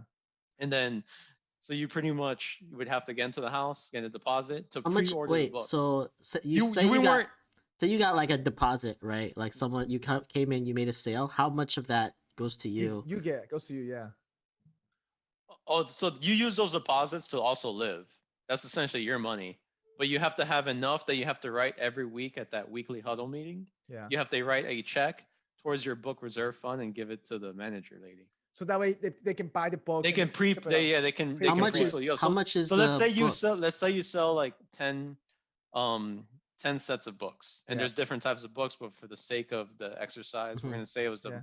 premium book set, which was encyclopedias, which are literally like chapters 1, grades 1 through 12, Google and textbooks. Yeah. Essentially what you're trying to sell, right? And then That set would cost the customer $270 Okay. or something Jesus. like that. You would get a deposit of half of 135, Yep. right? And then you would try and then when you came and deliver the books, you would get the second half. Yep. But the Oh, books cost $90. okay. As a seller, like they cost me $90 to get those books sent to me so I can go deliver them to the customer. Gotcha. But I have to pay those $90 Yeah, yeah. Yeah. So you get that at the end of the deposit so summer that you can in order bulk. Yeah. them. Yeah. Yeah. So Wow. there's kids that would sell a lot of books, but they would not get enough deposits because then people would be like, no, I'm going to give you a $50 deposit. And sometimes you'd accept. You'd be like, how much do you have to give now? It's like, I'd give only 100. Or you spend too much money to live for the summer. So let's say like you couldn't find the house to So stay your in. expenses. Your expenses. Yeah, goes up. and yeah. So this literally teaches you how to be a business owner, like a homeless business owner, which is amazing at the same time. And then you have to collect enough deposits to be able to pay your food, your living, you're doing laundry. That's essentially all your expenses because you're doing nothing else. Mm. Yeah. And then your gas. Your gas, and then to be able to like travel every Sunday to go and pretty much meet your manager. Sometimes you'd have to drive 2-3 hours on the Sunday, go hang out for a few hours and do all these stupid huddle session things. And Whoa, you keep in drive mind, you'd 2 be up hours, like 2 hours to on meet your Sundays, manager? like there and back, just to be able to meet at a specified location, do all these like a recap meeting of the week and huddles and motivations and just complete brainwashing bullshit. And then What- you go back to your You have a car location. there, though. What have you? And then you go back to your location, hopefully with enough time to be able to do laundry and like get your shit done. Because on Saturdays, sometimes you're knocking on doors too. So Because like, more people are home on Saturdays, and usually you set up a lot of appointments for when the husband and wife are home. And Mm. literally, you're driving up and down neighborhoods, drawing maps of streets with houses as little squares, and like writing notes next to each one. And you're Wow. literally writing notes like, I see kids, like You're scoping playgrounds it out. You're just outside. Like scoping you're it out. literally Scope pretty it out. much like scoping houses like a fucking predator yeah. to see which houses have kids, which is the sketchiest thing when you really think about it. Fast forward, I got pulled over by the cops a few times, and I was found maps on a notebook of people's houses with ones that said kids or no kids. Oh Like, my imagine God. that. And That's- he's Hispanic, Robert. And he's Hispanic too. I'm in Hispanic, Tennessee. driving in UT country with a Gainesville license plate and a lowered, fully blacked out Mitsubishi Eclipse with a sound system. Keep that in mind. Oh my God. But I just like to make life 10 times harder for myself for some fucking reason. But anyways, it was hilarious because I got pulled over a few times. I got arrested once. I literally was Jesus. in handcuffs behind a police vehicle. And yeah, anyways, luckily none of that happened. I ended up leaving the summer a little bit earlier just so I can go back to Gainesville and like hang out with the guys. Like 2 weeks before the program ended, I left early. But I collected enough deposits to be able to order my books and also feed myself for the whole summer. Some people couldn't. Some people crushed it. There were kids that were making 30 grand in a summer, Oh, Really? wow. which is enough money to like Dude, support 30 yourself for the grand? whole year of college. Yeah. Dude, 30 grand is a lot of money. Dude, Sammy made a shit ton of money. Yeah. Sammy's a closer, dude. Like a lot of these guys, like that's why I like me and him always got along and also hated each other at the same time. It goes both ways. But Wait, were yeah, you in the but- same year that no, he Sammy- did it years before me because he's like Wong's age, ancient. And then but no, it was an interesting time. But yeah, that's pretty much a cap that summer. But I made a couple shekels that summer, able to like support myself for the whole next year of college and hang out, not have to really work. So you did pretty well though in overall. Yeah, I ended up doing Yeah. well. I went back. I delivered 100% of the books I pre-sold. That's Only awesome. one person I think backed out on me who didn't buy the books. So what'd you do But with then the like book? the extra set of books I had, I left them to my buddy who had to stay a little longer to deliver all his books. So you sold it to him pretty much in a sense. Yeah, exactly. So my friend drove down with me, Yeah. and we went back up together and we delivered our books together because me and him worked in the same city. He just worked Okay. in a neighboring county than me, but me and him like split the gas money, split everything, and delivered all the books together. Gotcha. And we saved money that way because you finish, you collect, you go back to your hometown, or some people stay all summer. Some people stay up until the year starts because they didn't manage money well and they're in the hole and they can't afford to order their books. Get out There was of kids here. missing the first few days and weeks of college because they were behind on deposits. So they had to Oh, finish shit. up. This is the type of shit that like you can literally put yourself in a hole if Yeah. you're like if you suck, Yeah. which is it's kind of shitty because then they reel kids into this, who like sell them on a dream of developing all these skills, and like you would try to quit or like not work a day. They're like, anybody who leaves this program is not going to have success in life, and it was like Wait, really? brainwashing That's, shit. that's, Yeah, that's what they because said? at the end of the day, like the top people, were like millionaires, literally millionaires, like any multi-level marketing scheme. Yeah. Like the main guy, his name was like Mark something, and I remember he would come in and like give his little spiel all cocky for like 10-15 minutes, and just like you'd have little meetings with him because he was essentially the top guy. Yep. The girl who recruited me was under him, Yep. and then I essentially would recruit people for next summer who would be under that whole little pyramid. So these you had your kids own who have team. been doing it for years are making six figures. That's crazy. And you get a In full percentage of the people under you. You get a percentage of everything. Yeah, because when you sell the books, they cost 270, they cost me 90. Yeah. All that profit is yours. Mm. Yeah. You pay nothing else. So you're literally making like Well, a the triple. company doesn't pay anything for housing. The company doesn't pay anything for gas Exactly, and stuff like exactly. that. But it's like, Yeah. they all they give you is a little satchel with their kit to like sell what you technically pay for. That's what Yeah. the $300 when you sign up for the course is. Yeah. And if anybody has ever heard that whole story of like that some super famous insurance salesman from like the 60s Yeah. does like a whole spiel for you, and he's the one who tells that story of like the two kids in the room with a pile of shit, and then there's that whole story about like, oh, it's a stupid story that they tell all salespeople. Google Wait, what is this story? pharmacy company sales huddle meetings. Hey, wow. Don't play them right now because there's a bunch of random ones. But like Yeah. those kinds of like, they make fun of them because they're literally like they just promote ridiculous things, and they that hire huddle all these meetings? people. Huddle meetings? Like like pharmacy, like it's similar to that. Like I don't know how to explain it. You have to just watch some of these videos and imagine going to like a there's Pump Me R videos. seminar. Oh, there's videos. Yeah, stuff like that. Yeah. But anyways, that's that was a very interesting summer. So, And let- it gave me a backbone, and essentially like it so really was it, this? it Let's gave me before we gave move me- on, let's take a break. Yeah. And Yeah. we'll split off into our funny extra MSG segment. And we'll come back to this after. Mike, you wanna like start us off? I don't really have a funny thing, but I've been working on some of my one-liner quick jokes and things like that for my stand-up comedy class, and I was trying to Oh, you're gonna give us some no, stand-up no, comedy? I'm not, but I had to come up with some puns, I think a couple weeks 2 weeks ago, and it's kind of like, so I was trying to get ideas, right? And I was trying, what are some good puns to, and one of the exercise was you had to throw out random puns to do the whole thing, right? And so I was coming out with some stupid like things, like for example, like, oh, my leaf blower doesn't work, it just sucks, or like It sucks. Wouldn't it blow? yeah. My point exactly, it just sucks. It's like, that's what I'm saying. Like, my leaf blower doesn't work, it just sucks. So it's like it's like stupid puns like that, like, or like for example, oh, I'm positive I just lost an electron, I better keep that eye on you, something like that. Or like those are like dad jokes. Yeah, it's super, like, super yeah, it's bad like dad puns. jokes, that like it was like dad jokes / puns in a sense. But anyway, the funny part is that, well, not the funny part, the sad part is more like, man, it's harder than it is, like, because especially if you're on the spot, you have to come up with some random stuff like that. It's super hard, like And if but- you're not like normally like making these jokes, it's harder to just come up with them, right?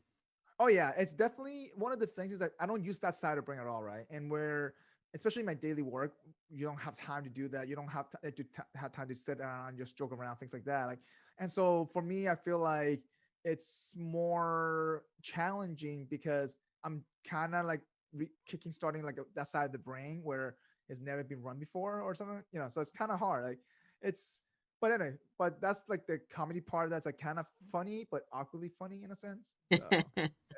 I remember you called me and you were like, "All right, I gotta do a stand-up comedy skit thing in front of the class," and like we went through and like you like ran That's through awesome. the jokes in front of me, and I was like,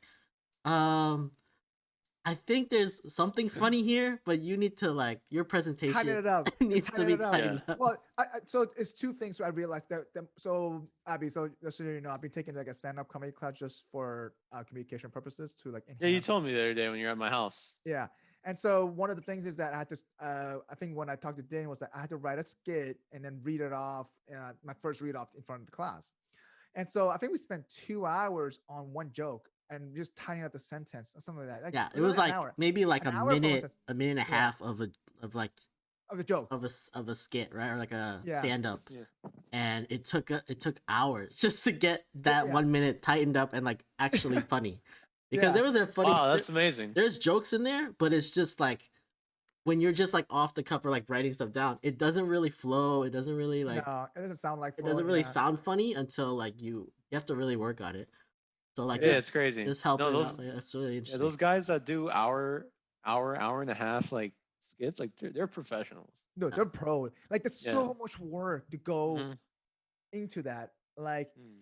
it's so. No, that's awesome though.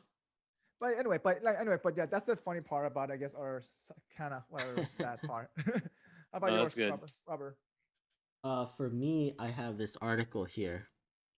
Let me show it on screen. It says this Taiwanese man sells PS5 after wife realizes it's not an air cleaner. So apparently this guy told his wife that this was it was an air like a Purifier. Is it a purifier? air purifier or whatever, and so she believed it. And then there's a picture here on the of like a PS5 versus what the air purifier looks like. Oh, that's hilarious. Oh man. And so he told her that it was an air purifier, and she realized it wasn't and sold it. So now he's super He doesn't have a PS5 anymore. Sad. no more PlayStation. Wow. No, yeah, the amount of scam that's happening on like offer up with the PS5 is ridiculous. Because I've been trying to buy one, and it's impossible. I gave up. I'll just wait till like 20. Sammy has an extra one. Is it extra one? Yeah. Like, how much does he want for it? Like Hey. $1,000? I don't know. Is he gouging it?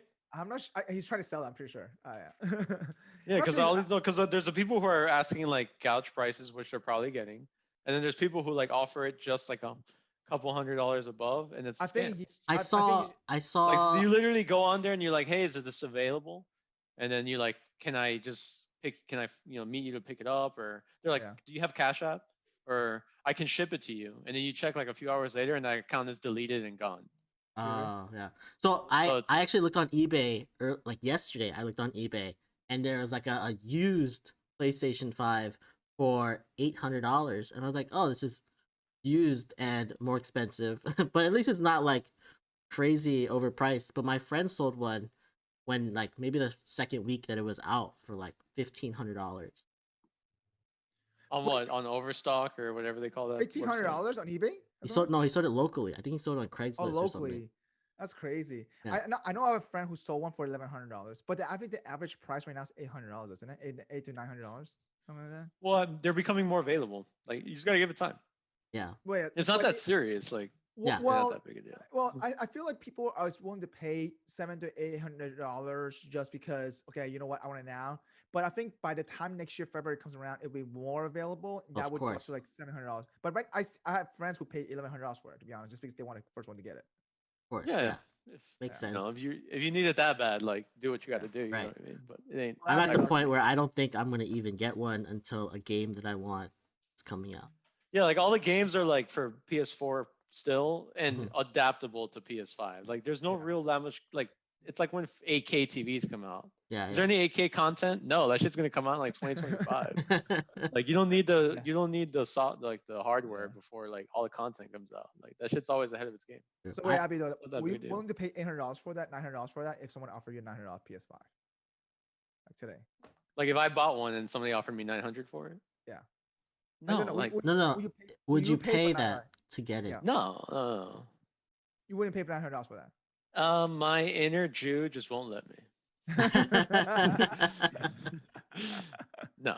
What's the highest you Is- would pay for a PlayStation right now? Yeah, I'm curious. Yeah. What's taxes in Florida? 7%. So retail price plus taxes.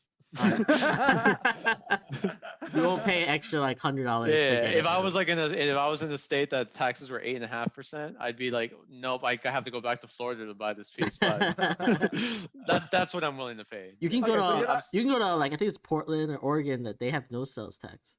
Yeah, Oh, there you yeah. go. Oh, then in that case, I gotta fly there. Yeah, you gotta fly there. No, but if something came across my desk for like $600, maybe. But like I'm not desperate for that. Like that's a casual thing for me.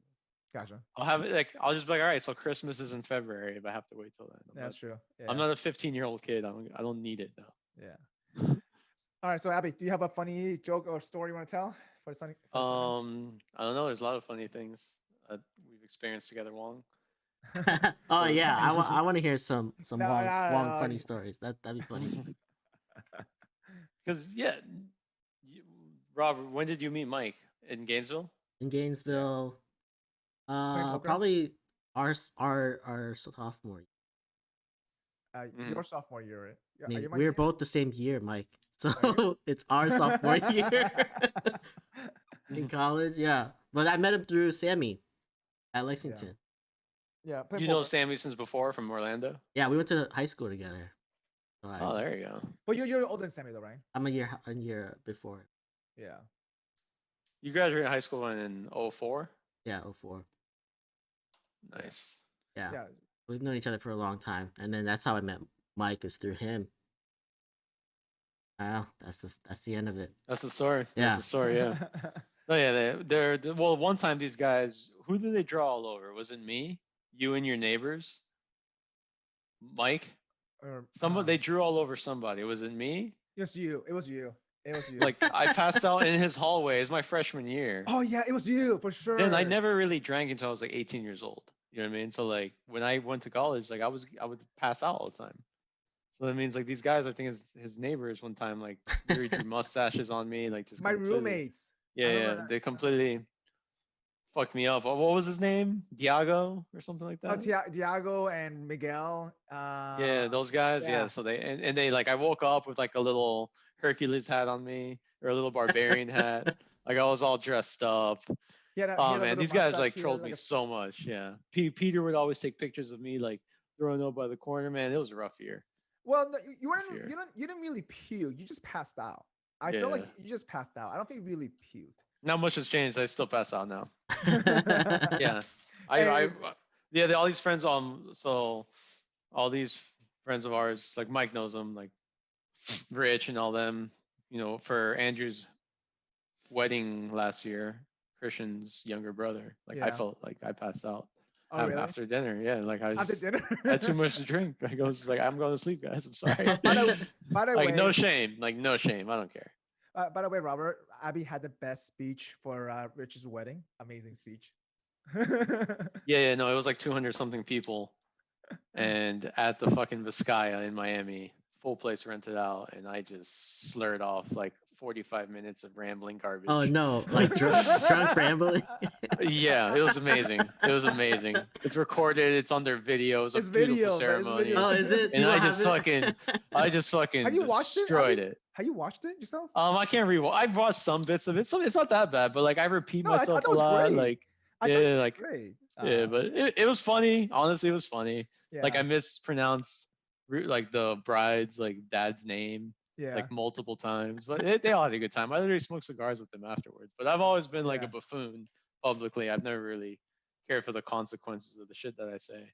No, You know, but it was funny because it was more like you were genuinely funny about it. Like, you know what I mean? Like it wasn't like you're trying to insult them. It was just naturally, you know. And Yeah. obviously everyone knew that you were drunk. That's all it was. Yeah. So it's No, so this is how it went. Then like, oh, this is actually a good story. This is Yeah. actually a really good story. It's a really good, and the video is somewhere to be found. Probably. I probably have it, but I'm not going to share that with you guys. So post it on anything, 'cause We're not gonna put it in the there's show notes or to anything. respect to them and myself.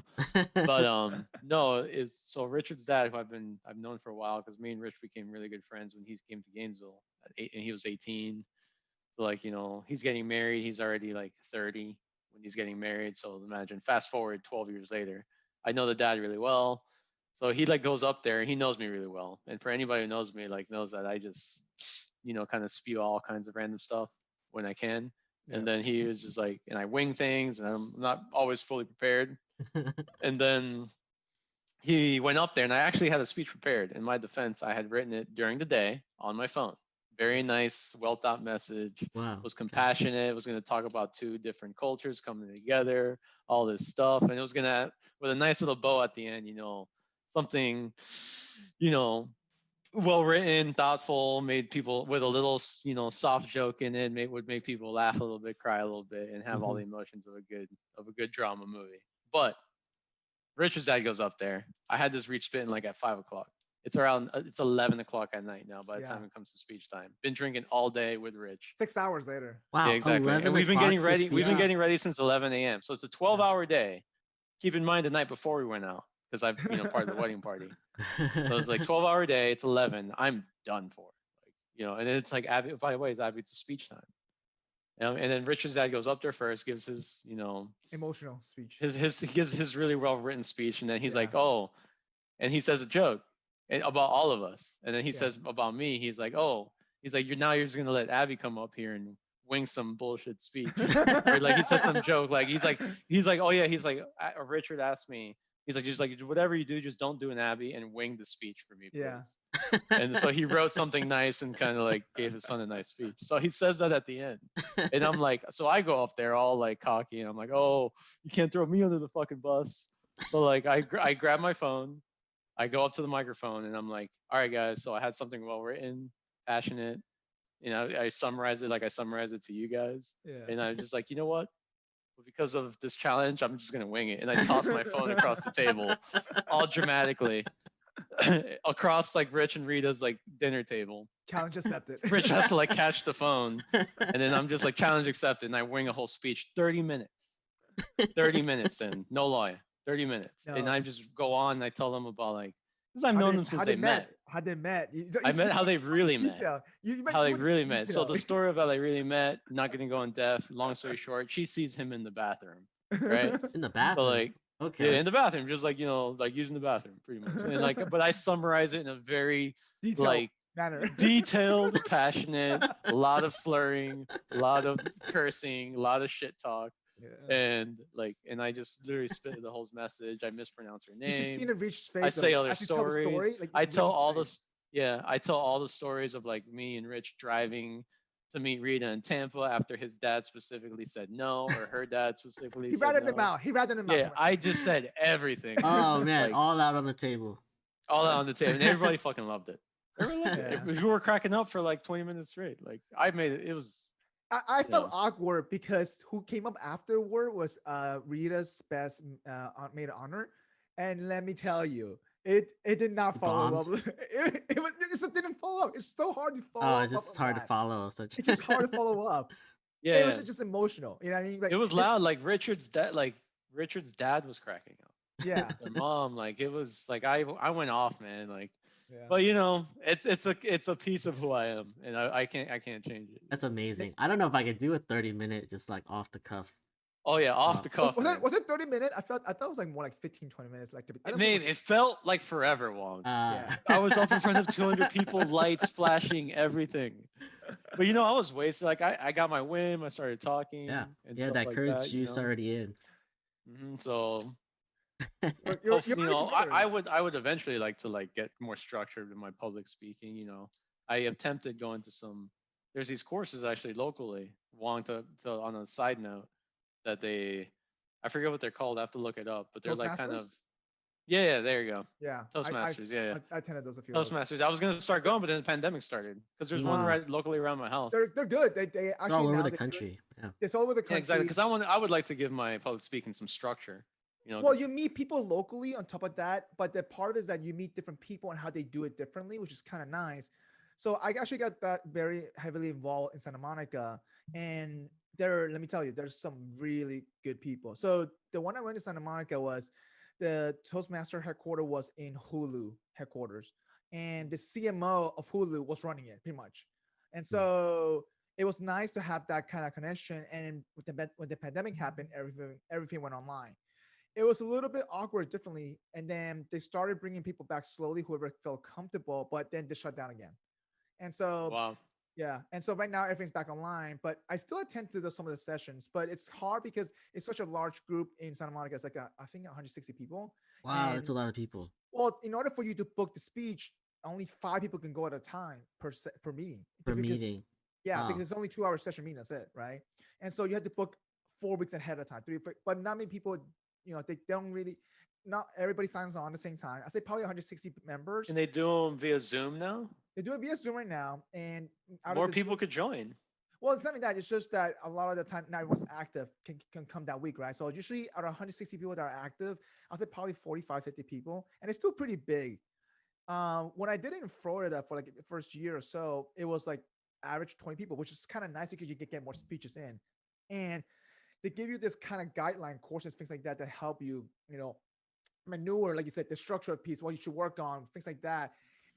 And what I liked about it was the feedback on based on this type of speech, because you can give the different type of speech differently, different ways, and they can ask you, hey, make this into like a satire, or but if you want to become more like a leader type of deal, like try to persuade me in this. Like, so they did it. They do a very good job on making sure you don't have filler words, grammatically, Yeah. and everybody does the cycle where you can judge others people's speeches as well. So you become more self-aware.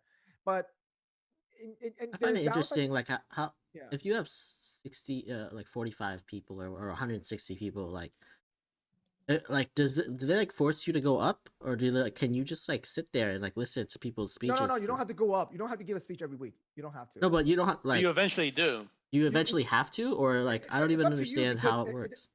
so it depends how fast you want to progress, right? So let's say that, for example, when I was actually this was at the UF actually. So in engineering, Abby, you know this, they don't teach you how to fucking talk. They don't teach you how to present. They don't teach you how to speak, right? And so None of that. I did Toastmasters in Gainesville. That's how I found out it for the first time. Hmm. So I met the local people there who ran it. She was like the vice president of the Gainesville GRE, whatever power thing.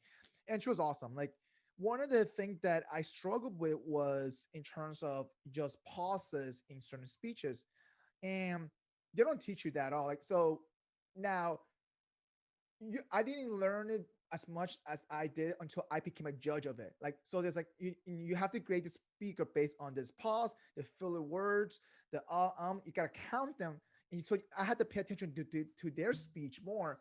And that made me a little bit more aware about what I was using my filler words. So it was kind of nice.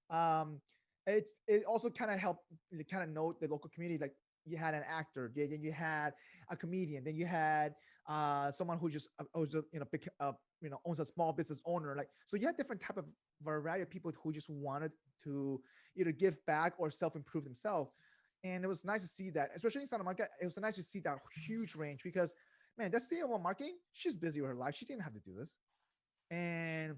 But I felt like and I felt her passion big, because I feel like she grew up doing it, and I think made her who she is today, right? And I think for her to do that, it was like more to giving back in a sense. So, but like people going in there, it's mostly self motivated. Like you go up, you choose when you want to go up and stuff. That's cool though. I think that's what makes it like less pressure. Yeah, it is less pressure. You go like at your own pace. Like you're going up because you want to get the feedback. You want to get better. No, that's good. Yeah, yeah. Good. Yeah, we had a consultant come in that worked for IBM, older lady. Yeah. And, like, she was like a communications like expert. Like, I remember just like listening to her talk, and like the way she like portrayed herself and spoke was just impressive, you know. And she was just like an IBM sales consultant for like 35 years. That's something crazy. ridiculous. Like, and for a woman to make it from the 70s until now, it's tough. challenge. Yeah. It's definitely a challenge for sure. 70s, 80s, you know what I mean? So yeah, it's more difficult. Give it a try, Abby. I think you'll do really well. It's $100 every 6 months, and you get the book program. It's all online. You go at your own pace. Like, you can literally put in the works. You could give a speech every other week if you slot it in, or you could give a speech once a month if you want to, and take your time to build the speech up. I definitely recommend a lot of people just to do that, just because ultimately, like, you just discover yourself a little bit more. Like, you become in an uncomfortable situation, and you can see how you still react. Like, but I don't know if Zoom is any different versus on person. I feel like in person, it's more. I feel like in Zoom person, is man. harder. In person is a game changer. Yeah. You could see people's, because in Zoom, Yeah, you could still you're looking at a screen and people's faces are tiny. Mhm. Yep. In a room, everybody's face is the same, and it's a room, and you can see the reactions, the movements. You can Yeah. hear every little detail. Also, And everyone Zoom, it's focusing on the person talking. and Audio is a big sensory and everyone receptor is to like muted. making sure like you know what you're looking at. Right, everyone's muted on there, so like you don't get any feedback just because everyone is muted. You know, Whereas- somebody's coughing or somebody's like, oh, you can hear those reactions if it's quiet enough. Well, the If somebody's vibe, sighing yeah. while you're fucking going through a speech, that will demoralize you. But if you can come out of that, you Yeah. can become a better speaker. I'd rather do it in person, personally. But you know, Yeah. I like the more intense challenge when it comes to that. Yeah. But At my yeah, company, no, yeah. they do like on each team, like you like people go up and like talk about their story, how they got to where they are, at how they got to the company now. And I did one, and like you just like show like a PowerPoint, and then you go through like your like how you got to where you are. And doing it through Zoom, I was like so uncomfortable with the silence, cause like when Well, I'm you doing it, want- I'm like making jokes. I'm like just like going It's off. kind of like watching some of these shows. and like there's no now. Like, reaction at they're all. not the same. Yeah. Like if you guys watch like John Oliver or any of these other like late The night night shows, shows? and they're doing Yeah. it on Zoom and there's no audience reaction, it's like the show's very bleak. Yeah, and Yeah. I'm like sitting it's there like, like that's the this reaction, joke like- I thought would be Yeah. very funny, but I don't hear anything because everyone's He's muted. on mute. Like, so Yeah. like I have to like look for audio cues, but I'm also looking at my presentation, so like or, like Yeah. I'm looking at visual cues, but like it's I don't know, I don't like the Yeah, that's the Zoom tough. stuff. Yeah, that's tough. Like, yeah, some, you know, I'm sure you do shared screen stuff. You do it too long, right? With a few people, Yeah. 10 or more sometimes. Right? So, Like, yeah, it's like the awkward silence and like no audio definitely fucks with you. Cause It's then you're the- just like, I get like mean about it. I'm like, Yeah. does everybody follow? There's no other, is anybody still there? Yeah, yeah. He's like, have you fallen asleep? Because if I was on the other side, I would not be listening. Well, people distract around Zoom. They be doing multiple things too. They Mm. might not be paying attention to you. You know what I mean? They could be have multiple screens. They could have in a chat. They can be doing multiple things, like having a text. So it's kind of like it's very hard not to pay attention to things like that. So I don't know. I feel like that's the reason why I kind of stopped going a little bit, just because Zoom thing doesn't really work out. And for me, the stand-up comedy class is in person, and it's just kind of nice. And I want to really feel uncomfortable. I want to see how I react on stage. I really want to see how people react to me, like because unless I feel like Abby, you mentioned this before. It's part of the process. It's and it's part of the journey that in order for you to improve on it, you have to just grind it out, walk it through it, go through it. Just push it through. Yeah. You gotta get the reps. You gotta Yeah. get the reps. That's okay. what I always. Let me Always tell ask you everyone. this though, like when you work at T-Mobile, when you put you in any training, anything like that at all? Yeah. I always intended, like, I always deep down inside was wanted to know more, learn more, be better. Yeah. Taking constructive criticism even though I may not react as best as I could, but I do welcome it. But I am combative. But regardless, I always wanted to get better. So like every time, like I when I got on I started realizing that I want to grow and like better my resume. When I kind of snapped, I'm like, I think I'm going to exit this place. Yeah. But let me take advantage of all the free trainings and courses. And any company, if they're offering like free training, advice, like that's free education. You got to take it. Yeah. In my opinion, just because, I'm an opportunist. So like I see that as just like free knowledge. Like, so I always signed up for like extra leadership programs, seminars, any little courses. I was always going to like their training facility over in Sawgrass area. And I was able to like get paid for it out of work, not being a retail store and be getting better skills, and then essentially led me to being a better manager, which led me to being a better person at my next, pursuit, because I had all these little extra developed skills on like communication and how to like little extra trainings on how to train people on better sales, which in a turn makes you a better salesperson. Nothing is better than like taking ownership of running a team to then become better yourself. Because then those people are showing the success based on what you're You watch it kind grow. of guiding them in. You watch it grow at the same time too. Yeah, exactly. And so I always found like a little passion in that, over the years of past, like I've realized that I'm a little bit better, more self-employed currently, but for sure, yeah, man, like take advantage of anything additional. Like T-Mobile, as much as like I kind of joke around of like corporate being the devil and stuff like that, and you're just like a leech. And like I always say these underhanded, like dirty comments, but I'm just being a dick. Realistically, at the end of the day, there's a lot of value that comes from working at a big established company.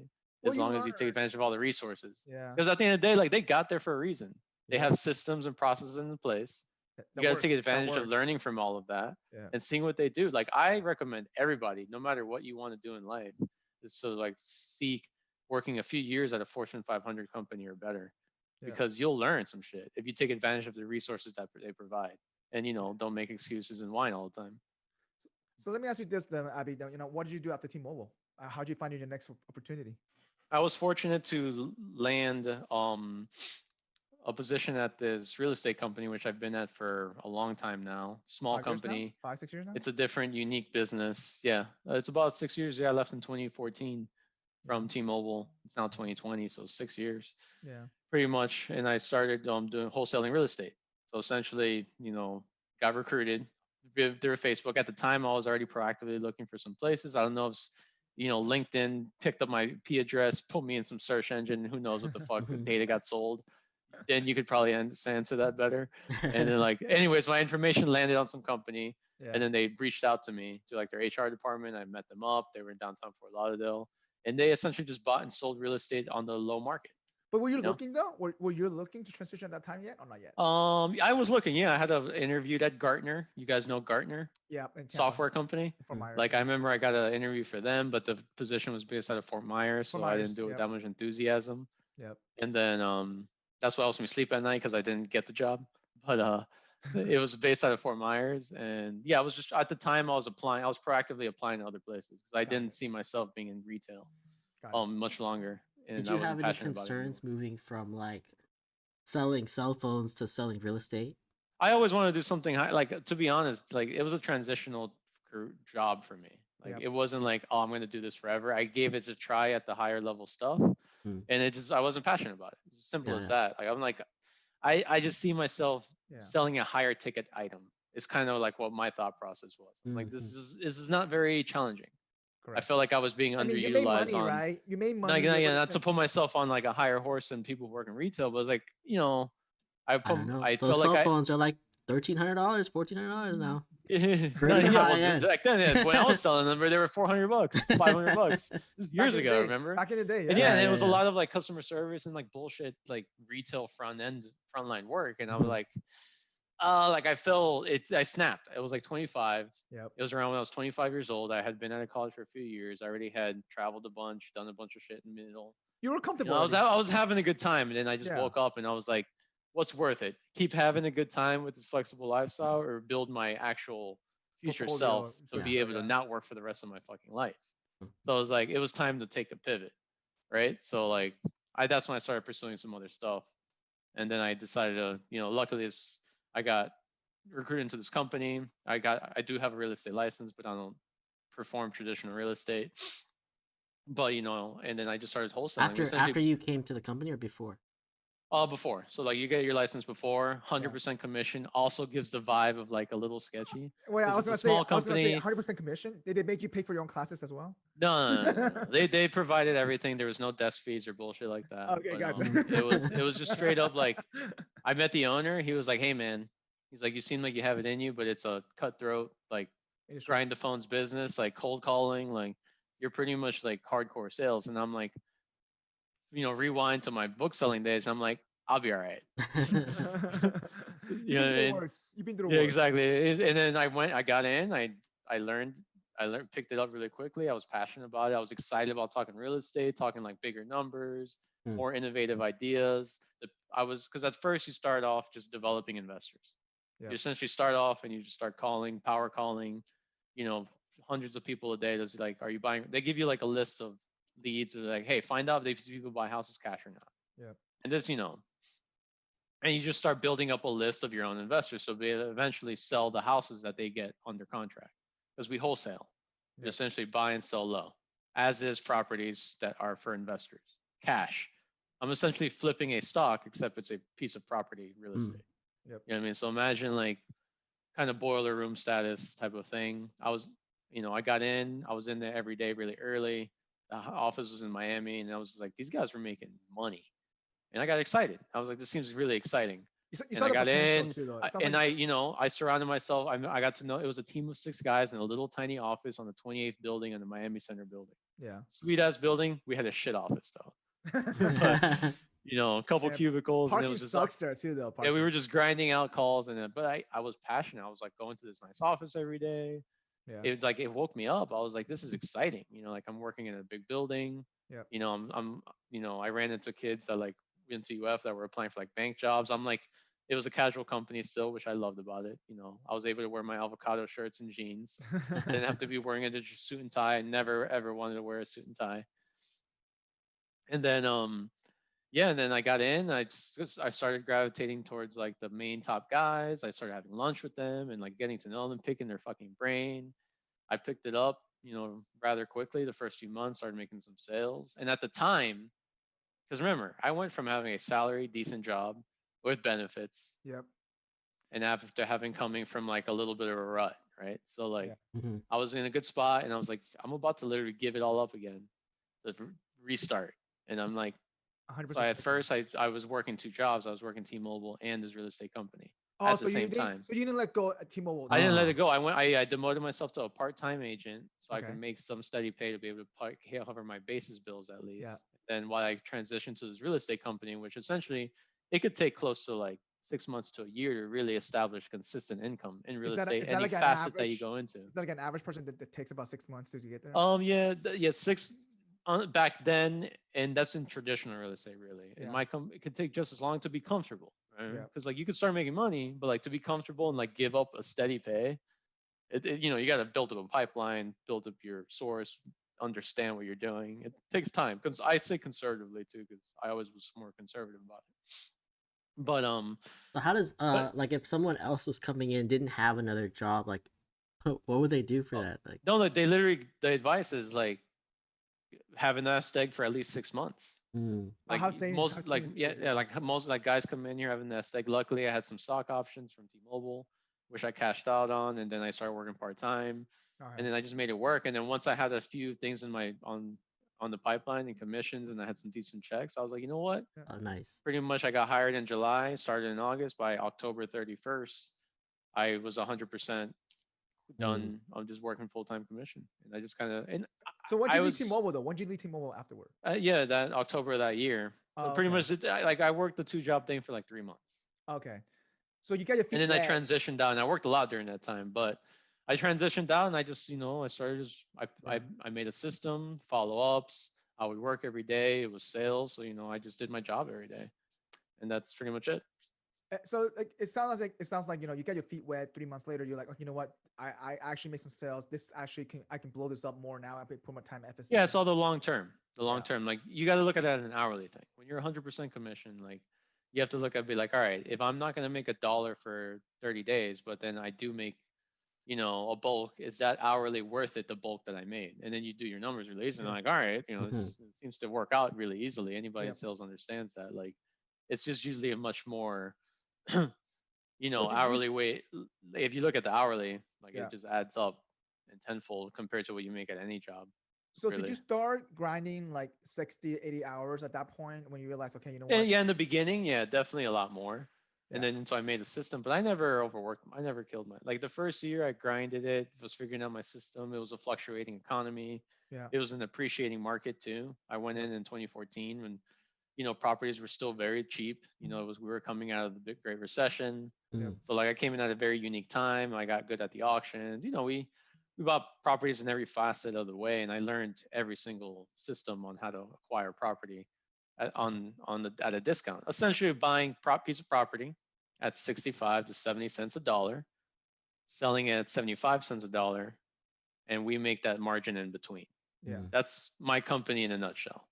Yeah. And then You the do volume. investors that we sell to make that larger margin because they buy the properties cash as is. Correct. But we just mark them up a bit and do a high volume.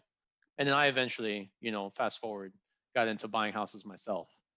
And that's how I have so much resource of properties, is because I'm still at the company. Yeah. Mhm. And sidetrack, I follow this whole like, you know, FIRE movement thing, which is like, financial independence, retire early thing, which I got Yep. into a few years ago. I follow in all these bigger pocket podcasts and Mm-hmm. a bunch of other little podcasts in You have a regards guy. to. You have a guy that you want, that you follow, that you always. Yeah, pretty much like the big What's the first guy nutshell. you heard of before? What's The, who's the the first? the concept of FIRE is pretty much, getting to retiring early Yep. and being financially free, which means like you don't need a job to be able to support your lifestyle, And no debt. right? And then like how do you do that? And a big facet is real estate. And most people in that movement are in real estate because Yeah. like you essentially build passive income by buying property that essentially rent out for a profit on what you bought them for.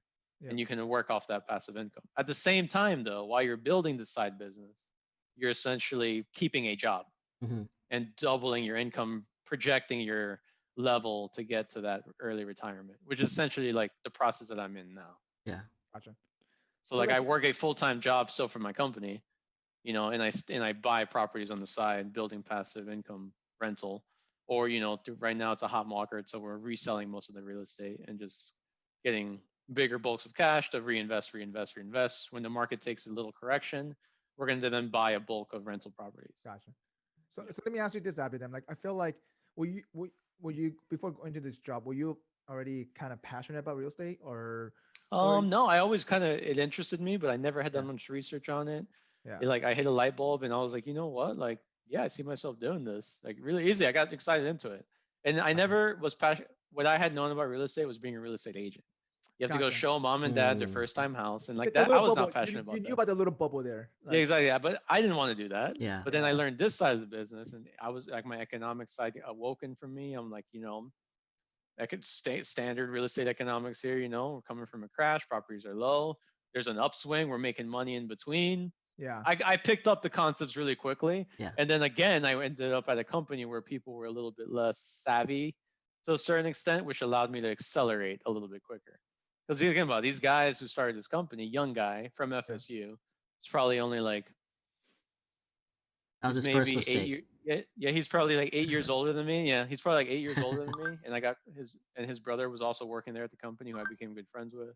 Yeah. Like these guys, they recruit like hustler people. So like a lot of guys that were in here were like, hustler guys that were just really good on the phone and stuff like that. I was a different mold because most college kids aren't the best salespeople in some cases, right? Of course. Like the best salespeople mean, I've met over the decade of being in sales usually aren't college educated. Most of them. No offense against like, a lot of cases. It's just a different breed. In It's a this different breed, though. business. It's a In different this breed. business. It takes Yeah. a different breed in general at the end of the day. Yeah, in this business. But why I'm not why do you generalizing think that for that everything. is? It's because it's like a different, and that's where there's like a flaw to it, because there's like a different edge to someone who knows less. Like a They're a hustle little bit more mentality? biased. Yeah, they're a little bit biased. They don't follow Uh. everything to the T, which then like kind of opens their horizon to taking more risk. I And see. they become Right. more, they As become more you, creative too. you though. They know, become more exactly. creative. As you know more, you essentially take less risk because you know more. I see. You know, that's I see why what you're saying, though. like salespeople, like that's why there's like the whole car salesperson thing. People hate car salesmen because they're so aggressive and tact, Right. because all they care about is like closing that deal, right? Yeah. Gotcha. But at the end of the day, people are more educated now and they're turned off by heavy aggressive sales tactics, right? So in a lot of cases, like you know that model or that character is fading away with more professionally educated people who are in as consumers in the business to a higher extent. But generally speaking, early level stages of sales, like somebody with just a little bit more grit and less of a bias compass, a little bit less of paralysis by analysis situation going on, Yeah. Uh-huh. they genuinely can be a better salesperson because there's less roadblocks to them mentally of like what they can and cannot do.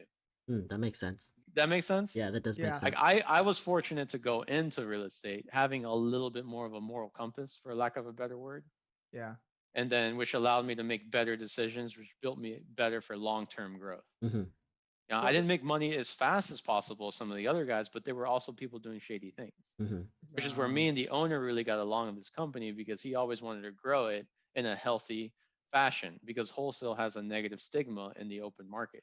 That's true. Because when you're buying and selling real estate, you're buying houses cash for cheap from distressed people, Yep. ripping them off, selling them to investors for cash. It's true. That's essentially the gist of it. We wanted to stray away from that stigma. Well, but that's the That means image, like right? that's But where me and him that's the vibe. image. Yeah, that's where me and him vibe. Like there's a lot of guys that I've met through over the years that got in this business and they did it the wrong way and they made money fast. But I see them now, they're struggling. Mm. I took I took the slower approach Yeah. Because there's no to long it. term. Built a actual healthy organization Mhm. where now we're at a stable point, and we still have a brand. I still have my own brand because I still, I'm in every facet of real estate you can think of, from Yeah. property management to selling houses to buying houses to wholesaling houses. And like I've always maintained this like moral compass.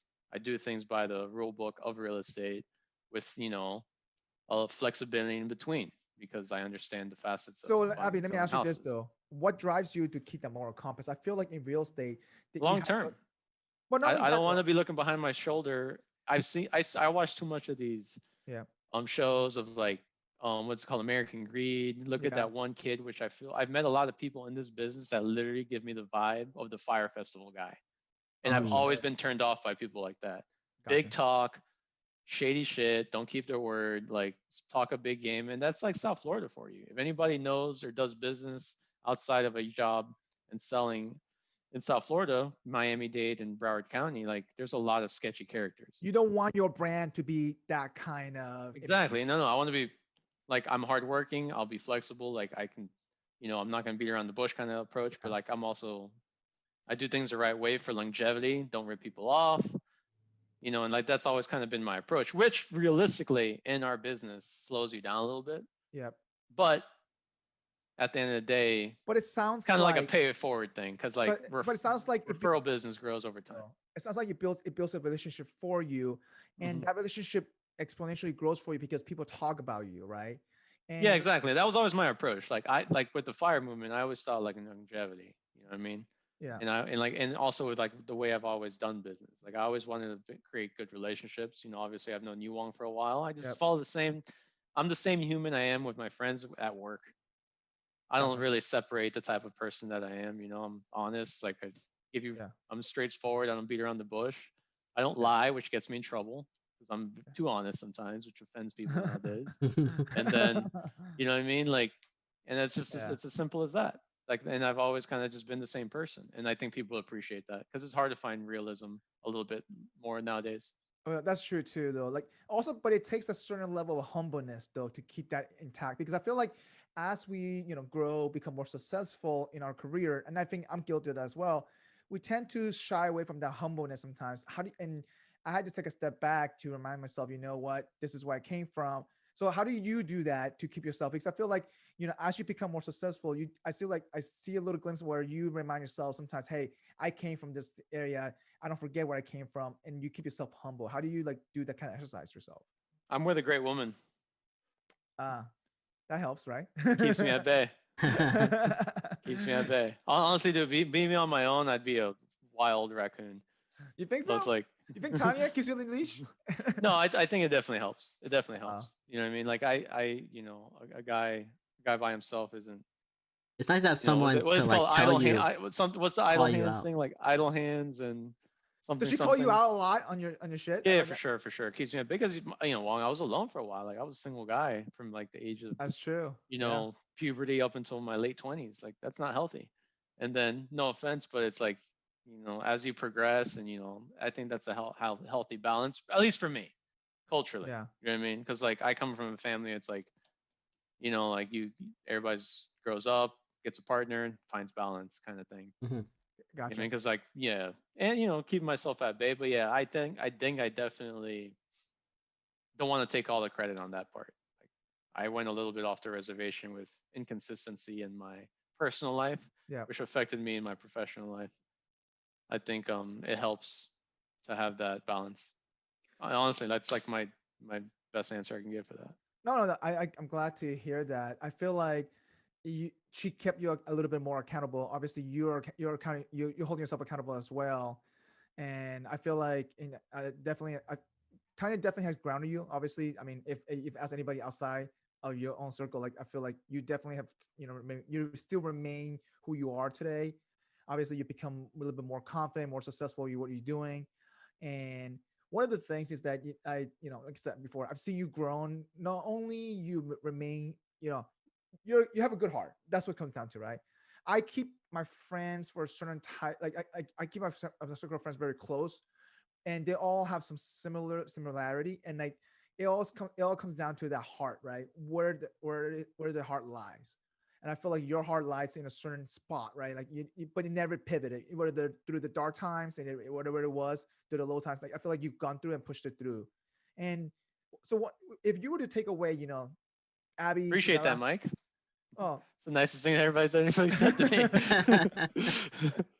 but it's true though. I mean, and I'm sure as Coverta and everybody, like they'll say the same thing, like, and if you were to take, the last 20 years, the lessons learned that you have in the background, like, if you were to pick one lesson that you want to, that you think that can help other people who are listening to this, what would that be? Like, what was that one thing that you think that can help them out the most? Help them out the most? Like, I think I'm um, I'm a representation of being surrounded by good people. I think that was key because, like, I saw my siblings kind of, or one of my brothers I was closest to grow up having a lot of early success, surrounding himself around toxic people. And then he had nothing to show for it on the long end. You know what I mean? And like he ended up moving to a different country, starting his life all over again, almost at 40 years old, or late 30s. And that's because it was like there was no real true community. You know what I mean? Like there's a certain sense of community you have to create to really to find that edge of having consistency. Like you said, Mike, like anybody who knows me, I've been friends with the same group of people for the last 15 years. But how do you know that? And I think that says a lot about a person who kind of maintains those relationships. Yeah. You're a consistent human being without a shadiness to you. People who bounce around a lot, no offense, like you might be moving, going through some stuff, figuring your shit out. But if you're fluctuating, personality wise, because of your interests and changes of who you surround yourself on, you become an inconsistent human being, which then essentially makes you bounce around a lot. That's true too. Finding no real sense of community, which I think is a big portion of our age group nowadays. And social media doesn't help. That for sure not. That's true. So That's it's like, very true. Like I lay low for reasons. I stay tight with the niche people I am. Nothing against it. I think it's a healthy tool to keep in touch with a lot of people and put yourself out there, sell, make money, all that cool stuff. But there's a happy balance with all that shit. You know what I mean? You got to like surround yourself around good people, not get engulfed with the screens, like I always say, and kind of like just have. But it's hard though. I mean, think about this. It's hard. It's addicting. I find myself, picking up a device every 2 seconds. You become addicted to email, stuff like that. But it's just like finding that balance, I think that surrounding yourself around good people that you've known for a while. Yeah. You know what I mean?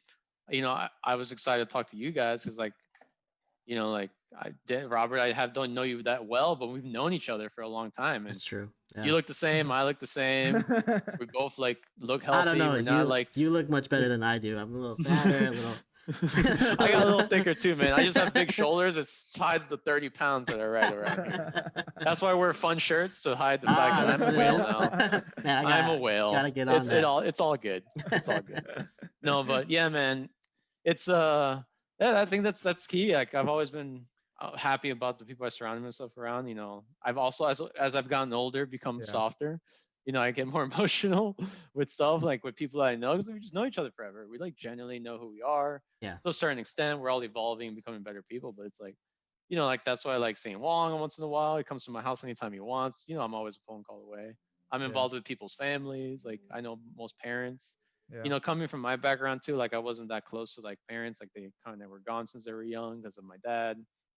And then my mom was bouncing around. And then I went to I left home at 17, 18 pretty much because I graduated when I was 17 because I was one of those late babies.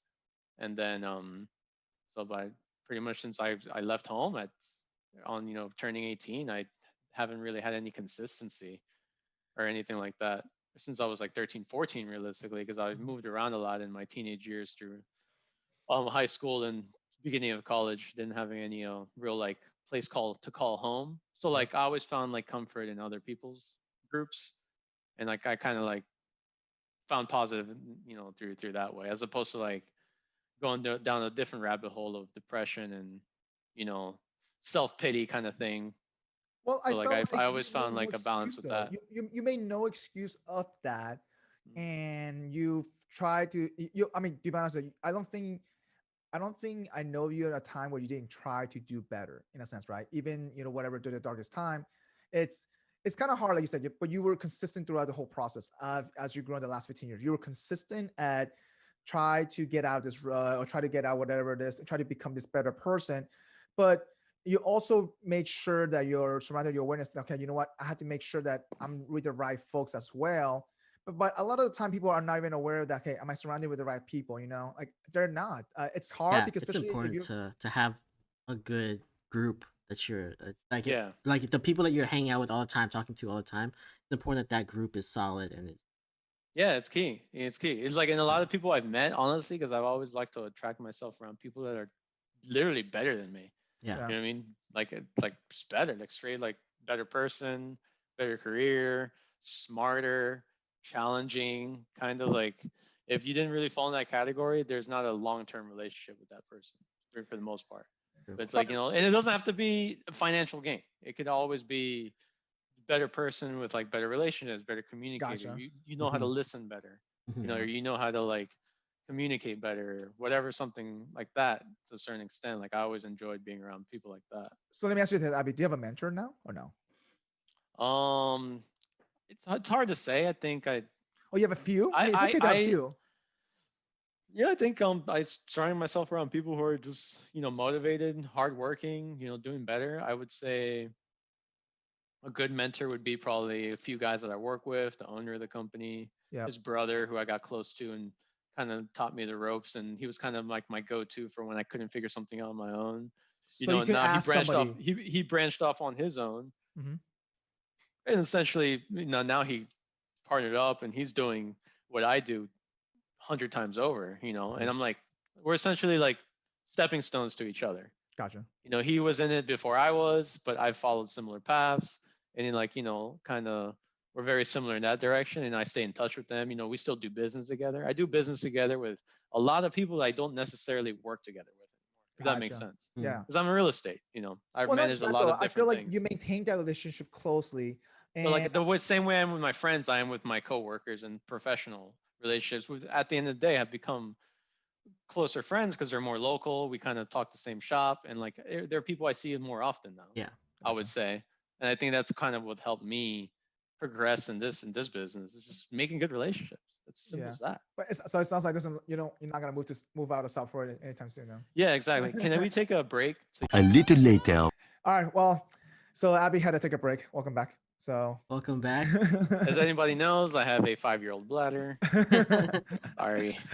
All right. Well, Abby, listen, we definitely appreciate having you on. So you mentioned before, right? Before we end this recording, you said you read a lot, right? What have you been reading lately? I'm just wondering. Like, what? I'm just curious. What goes through Abby's brain like when he picks a book? Or what When I kind of pick book a is that? book, well, I don't read like fiction really. So I've never read Harry Potter's or anything like that. So what are no, you reading no, now? no fiction at all. Only nonfiction. Not really. No, I've never really been into, like, I watch movies. I love movies. Don't get me wrong. Like, I Yeah. play video games. I watch movies. But like, I've never really been like, I don't know. I've never been that passionate about like fiction. Like every time I pick up a book, it's something related to what I'm doing or real estate. Right now, I'm reading oh, what's that book called? The Compound Effect. Like books that kind of. Have you ever read the book like The Slight Edge? The It's like Slight just books Edge. about like daily. So self-help like books, though. That's what it sounds like. like certain self-help stuff like that. Not all self-help. I've read some other ones, but yeah, pretty much articles. I have a short attention span. Being the age that I am, Yeah. and all the shit that we're distracted with, I'm a factor. True. I'm a product of that. So like, I can't read long books. I read short books, articles, headlines. Headline. Strictly headlines. Headlines. But like right now, like, no, I haven't really. I read some of these books once in a while. I'll reread a couple of the Kawasaki books, stuff like that. Rich Dad Poor Dad book. Yeah. Yeah, reiterations of that. Yeah. Their little pick me ups, things like that. There's a really good book, like it's called like The Art of Don't Give a Fuck. It's a good one. Oh yeah. One of my favorite books I read in college was the Dale Carnegie book, How to Win Friends and Oh yeah, I have that one. Yeah, I feel like that book, when I first read it, I didn't get much out of it, but then when I read it the second time, like, whoa, this impacted it a lot. And yeah, it's just I do audiobooks. I try to do audiobooks. Oh really? I've done some good audiobooks. I listen. When you bike, you usually listen to audiobooks, or when you? Yeah, audiobooks, or when I'm driving. When I used to commute, I don't really commute anymore now. I'm Yeah. pretty much stationed. I'm always home pretty much. I Mhm. barely go anywhere. Gotcha. What are you But looking at? What are you doing? Like, yeah. So, you said you're on like the FIRE train. Like, what once you're like financially independent, what do you want to do after? What is your Yeah. goal after? What's the next step, Abby? whatever I want. No, I'm kidding. Probably like raise a bunch of kids. Something like that. 6 kids. Like I'm like I have to keep the Ochoa name like live in America. You know what I mean? Like it's in my blood. I gotta pop out a few. No, besides that, like I don't know. I'm slowly have become an investor over time. I want to help other people get better. That's why through communication and little Toastmasters and doing these kinds of things, I think I can eventually help kind of give some of my free time to help other immigrant kids or kids that don't come from educated homes have a better chance. Stuff Yeah. like that, pay it forward. That's why I like real estate, because you create a lot of like income for people that may not have a true chance, like as a, for lack of a better word, I'm a little bit more flexible as like a landlord or as a real estate agent or as an investor myself. Like I give people chances. You know what I mean? Like because I was given chances. I was helped out on my way up through this Yeah. this ladder of an American dream. So like I kind of want to kind of be there for people who may not have a normal typical chance because of their what they've come from or the opportunities that they were created, surrounded by and stuff like that. So and then through that, I honestly don't know. It's the next chapter. I'm excited to see where it takes me. Right now, this is the path I'm taking. It's Yeah. going. It's doing my thing. It could last another year, 2 years, 4 years, Yeah. 5 years. We'll see how it takes and how it grows. Let me ask you this, Abby. Essentially, like people say money don't buy happiness, but it buys you time. Right. When you have more time, you could do whatever the fuck you want, which then buys you happiness. So unfortunately, the one currency we have that buys you happiness, which is time, is fucking money. So you gotta have that now. That's true. And time is finite. Yeah. So it's like, and that's essentially the goal, right? To have more time, to be able to spend on more family, do things that you want, be passionate, develop other projects, help kind of pay it forward, create jobs, industries that people can, contribute towards and leave some sort of legacy, I guess, besides So just do you have babies. like a number in mind? What would be Abby's portfolio number before you move on from this? No, we're not gonna go there. We're not gonna go there. Not gonna go there. No, You have a I'm not. number, We're not though. gonna. We're You not have gonna a talk. number, though. All right. We're not gonna all talk. right. We're not gonna talk specific numbers. Yeah, But like, you have a goal. Though. You have comfortable a goal. spot. Like, I'm a humble guy. Like, I'm not living in no. No, mansion, but you have a goal though. At least you have a goal, right? In Yeah, mind. exactly. Okay, gotcha. No, just honestly enough to be able to like pay the current lifestyle, which I maintained at a healthy level, and pretty much be able to do a little bit from that, and then from that just have enough to just keep reinvesting. That's essentially the FIRE movement. Gotcha. The FIRE movement is a humble lifestyle. It's not like It's not like retire when you're a fucking billionaire and extravagant. Gotcha. It's not really the above means either, though. Yeah, exactly. Like you're committing to kind of like cutting out some things that you don't necessarily need. You don't need that $1 million mansion. You don't need the $100,000 cars. Like you can live a good, healthy life and just get all your time back at a sooner date, as opposed to just working to live all your life. Yeah. I remember when I heard heard about this, it was Dave Ramsey, if I remember correctly. Dave Ramsey ran something about this a lot. When and ultimately though, this is what kind of made me start reading, the Rich Dad Poor Dad books as well. But it comes down to is that there's certain times that that a lot of people don't have the opportunity to even get to like the first couple steps, right? Because I feel like especially social media doesn't help, man. I feel like social media kind of like makes you it gets you distracted, let's just say. That's the thing. And it's hard, and it's very, very hard not to to stay. It's very hard to stay focused sometimes. It just is. It's just general, There's no cheating the system unless you're an early adopter of some new bubble of like the crypto millionaires who came out of the blue, who got early adopters. But if you're smart with it, keep it. Not to go into that, but there's a lot of new created overnight wealth essentially in a very but most of changing us economy. aren't going to get there. Like that's not how. That's not how we're gonna become. Yeah, exactly. But like the majority of people will never experience that. Right. Correct. And there's only one answer to that. It's time. It's you got to put in the hours. You know, they say it takes 10,000 hours to become an expert at something. Yeah. That's true. Yeah. You got to put in the time. You got to Well, put in the effort. you have to save. You have to save in order to invest. You got to put in the time. But yeah, but like, you know, regardless of the structure now, like if you're good, whatever at what you're doing, if you stick to it and you do it long enough and you get better at it, essentially it should progress into something better, right? Yeah. Yeah. So you would think, like, you know, it's kind of like an investment of time into something to make you better. It's like, well, like, so, and pretty much to your point, Juan, like, yeah, the thing is, like, people all have the same ability to do that, but not everybody has the will. You know what I mean? And that's the reason why, and I hate to be like cutthroat about it, but that's the reason why there's a top 1%.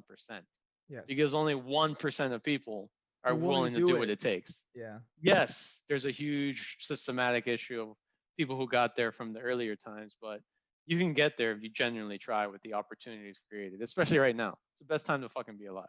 Yeah. Yes, there's a lot of bad shit going on in the world, but it's also a time where you literally have a device that you can do anything off of from your hand, which is insane. From getting information to moving things around to getting food to your house, like, yeah.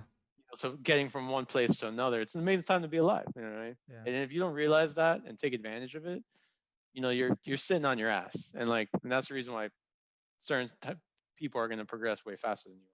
And obviously, we're all in different places because, you know, I think we're all taking advantage of that right now. That's true. You know, we're sitting here on a 2-hour podcast. Like, I'm telling you one thing: people who have other worries ain't got time for this.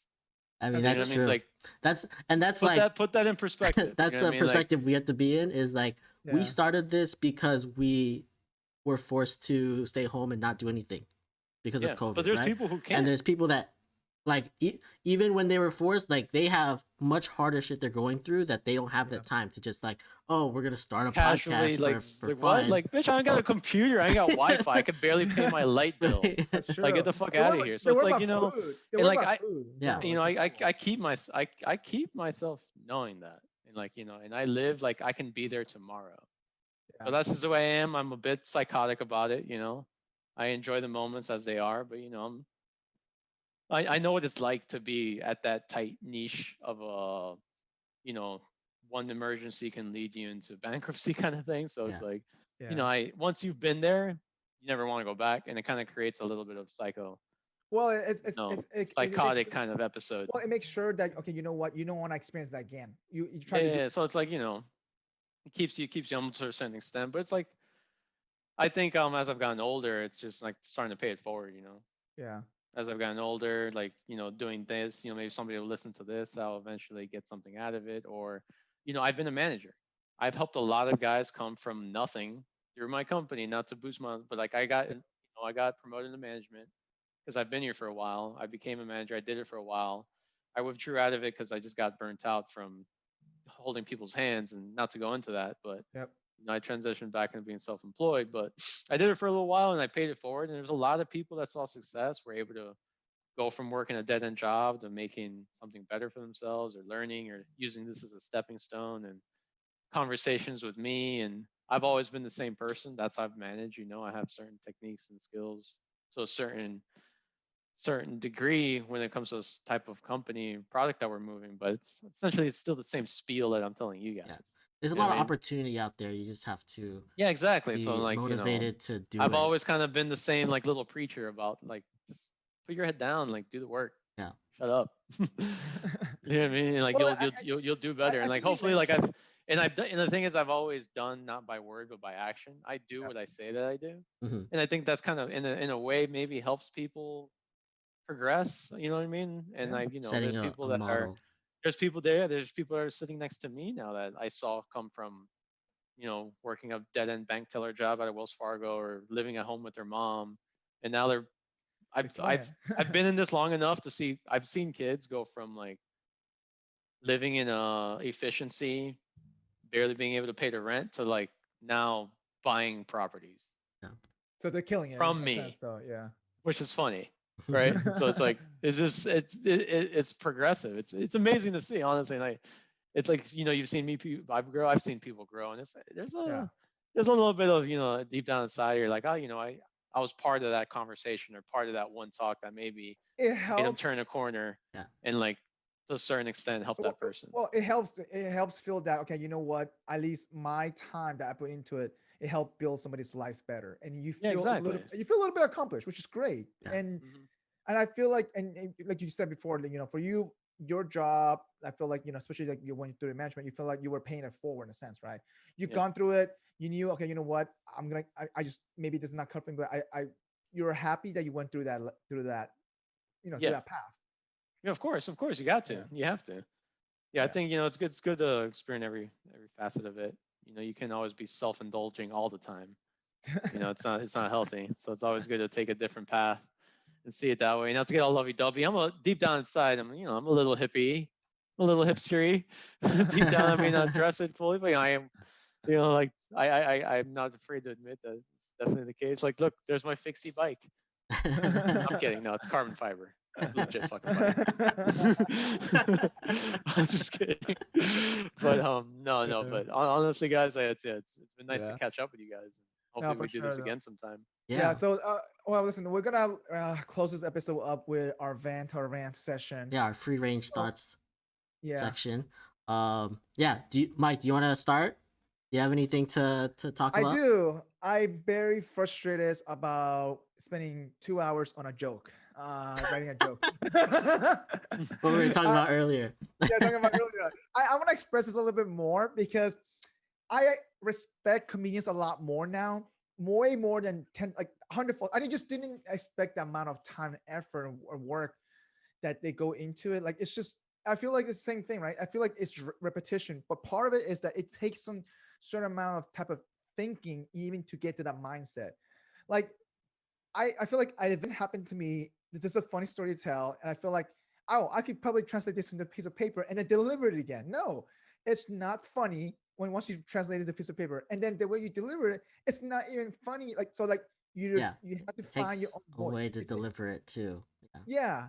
And for me, my frustration is that I'm mad with myself that I can't get to that most sometimes, or most of the time, in order to kind of like, you know, so in a way it's frustrating, but also in a way it's like, okay, you know what, I I am uncomfortable now, so how do I find my way to kind of fix that? And and obviously the instructor said, you know, don't procrastinate because your showcase is coming up soon. Okay, don't procrastinate. And of course, And Mike calls me the night before. Are you on the same class? No, he just no. called me to like go over his material, and I was like, "All right, I'll listen." And we like, Mike, you got to tell me the joke. No. So okay. So long story short, last week I had a first reading, right? So where I didn't have to memorize, I just had to read my skit.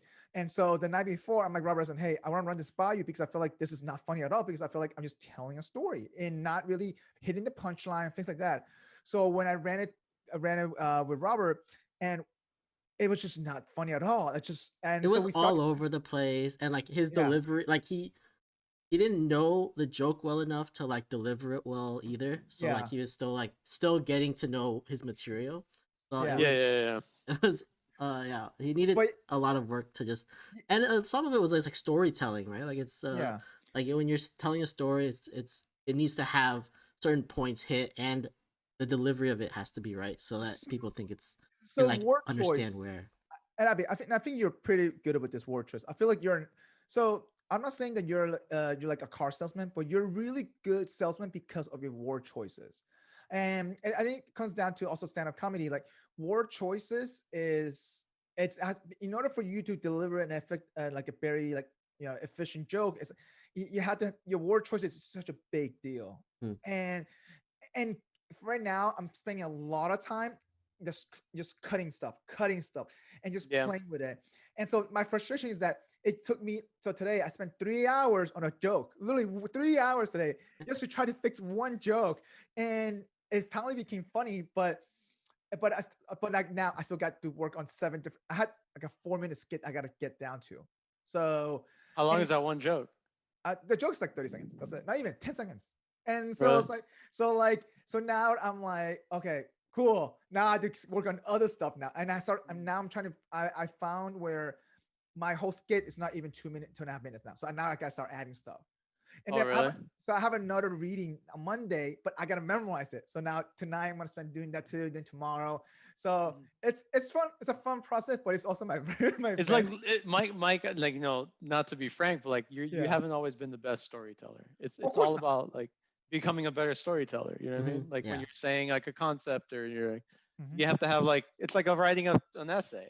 Yeah. There's an introduction, there's a body, and there's a conclusion. Like I feel like But that's it's the you have to different though, follow. Abby. Like, okay, You know what I mean? writing an essay, I'm pretty good at. I know this because But it's like when you're delivering it, it's different.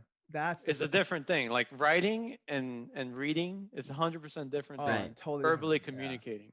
Right. Yeah. Can you spill off an introduction that you haven't written down with first sentence, middle sentence, and last sentence Yeah. off the whim? On the concept that you want to throw out to someone, already knowing where the end is going to become. Like Yeah. that's tricky. Yeah. Like I commend you for trying to taking the class and learning how to do all that. But think about this, right? It's different also from writing a speech and telling a speech, though, too. A speech is a whole different story versus actually you telling a story. So, what made most stand-up comedians successful is their conversation with the audience. They're having just a conversation. And for me, my biggest struggle, at least personally right now, I'm finding is that what is my tone and how do I have this conversation with the audience? Yeah. And still feel comfortable, not forget my material. Yeah. Yeah. So It's like saying a statement, getting gauging a response, pivoting, like being able to do that on the fly. I feel like what makes these comedians that good. But you find something funny though, Abby. Like I'm like, shit, this is not rocket science. I should be able to figure this out. No, but it's not dude. It's not a math it's a lot problem. of You can't practice, think like an too. engineer. I see. You I gotta that's think my like an mindset. artist. See, Yeah. see, my mindset is like engineer. That's what I'm trying to say. Like it's I'm Yeah, still, that's true.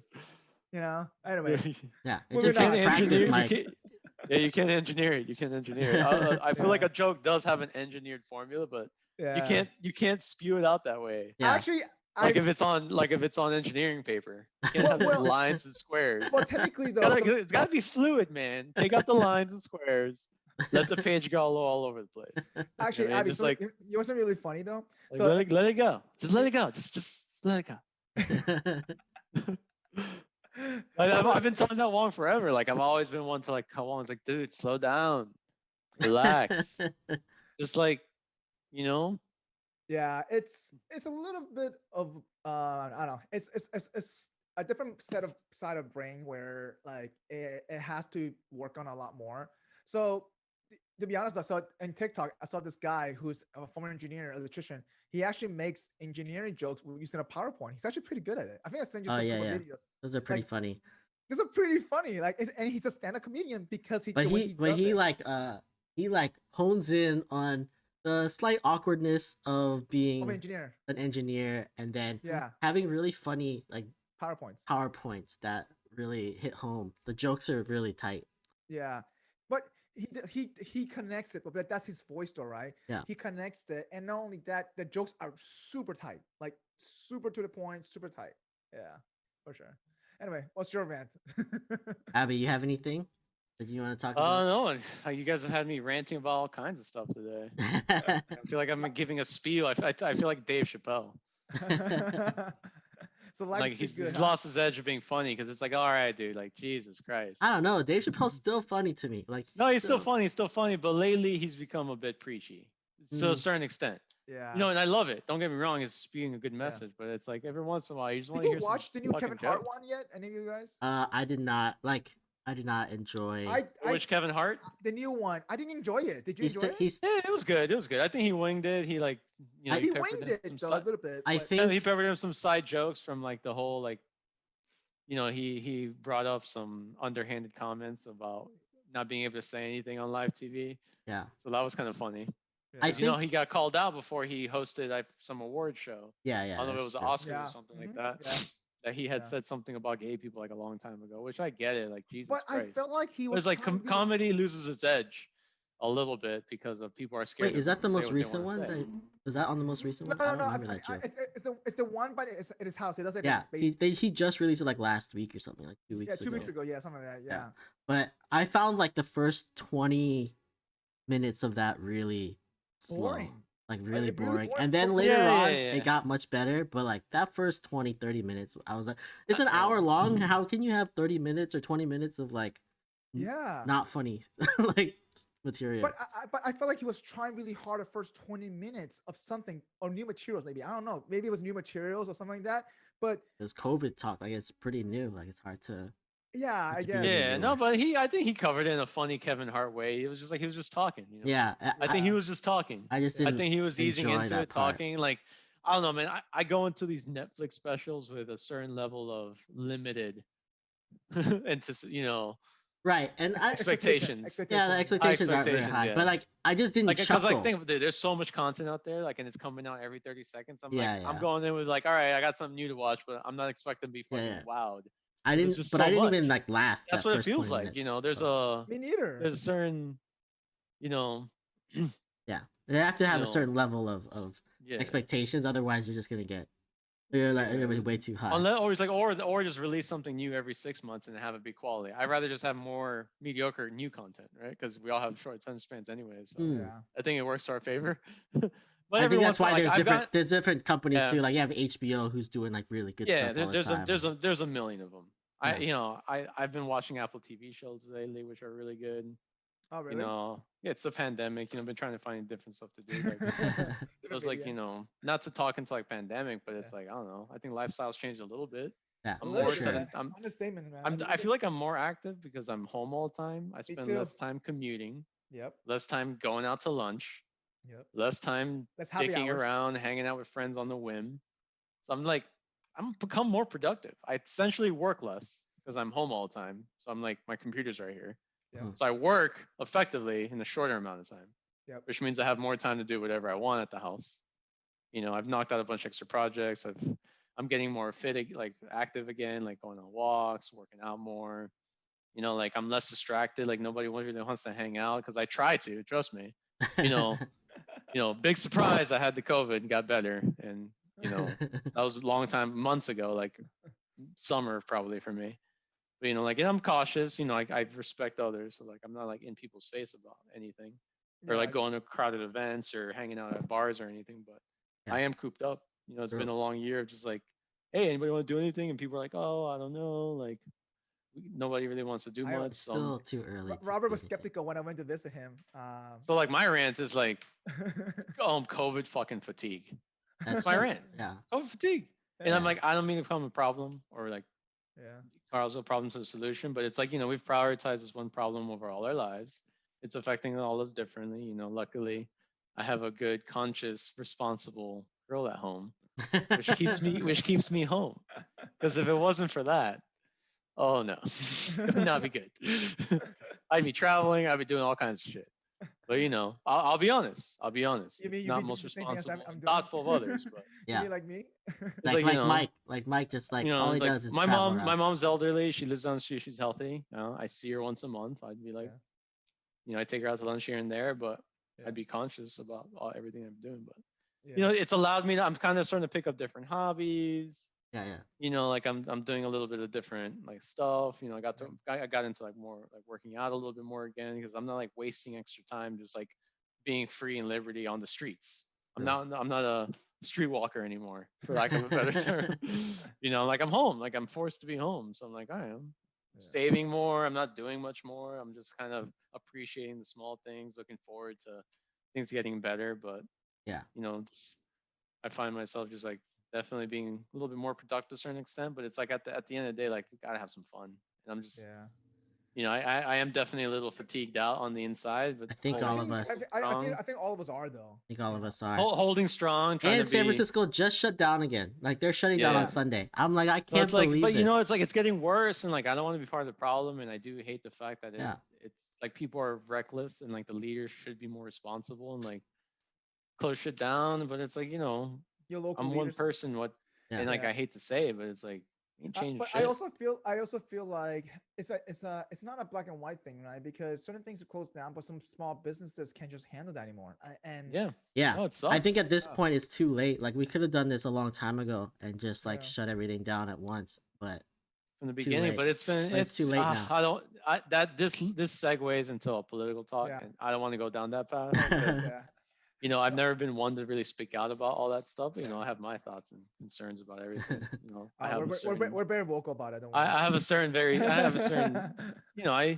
Yeah. I can have an open conversation and see both sides, but but Yeah. obviously there's an Agree. insane one, which is an alternative universe that we've all been living in, Yeah. and it's just like, but also like I can see the fear that was fueled that led the other person into house. Yeah. So it's like Yeah.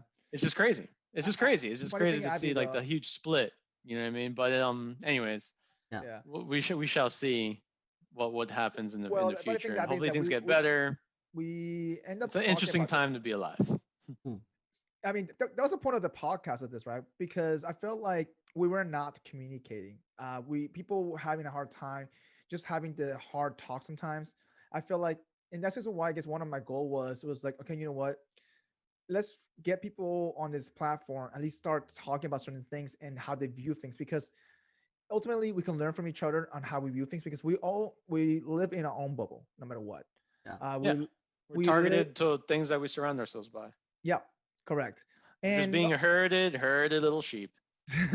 by different Herded people. little vacas. Here you go. Oh, you like these things? Yeah. This is all the shit you're gonna see. Yeah, I'm just kidding. I'm not that pessimistic about it. Maybe a little bit.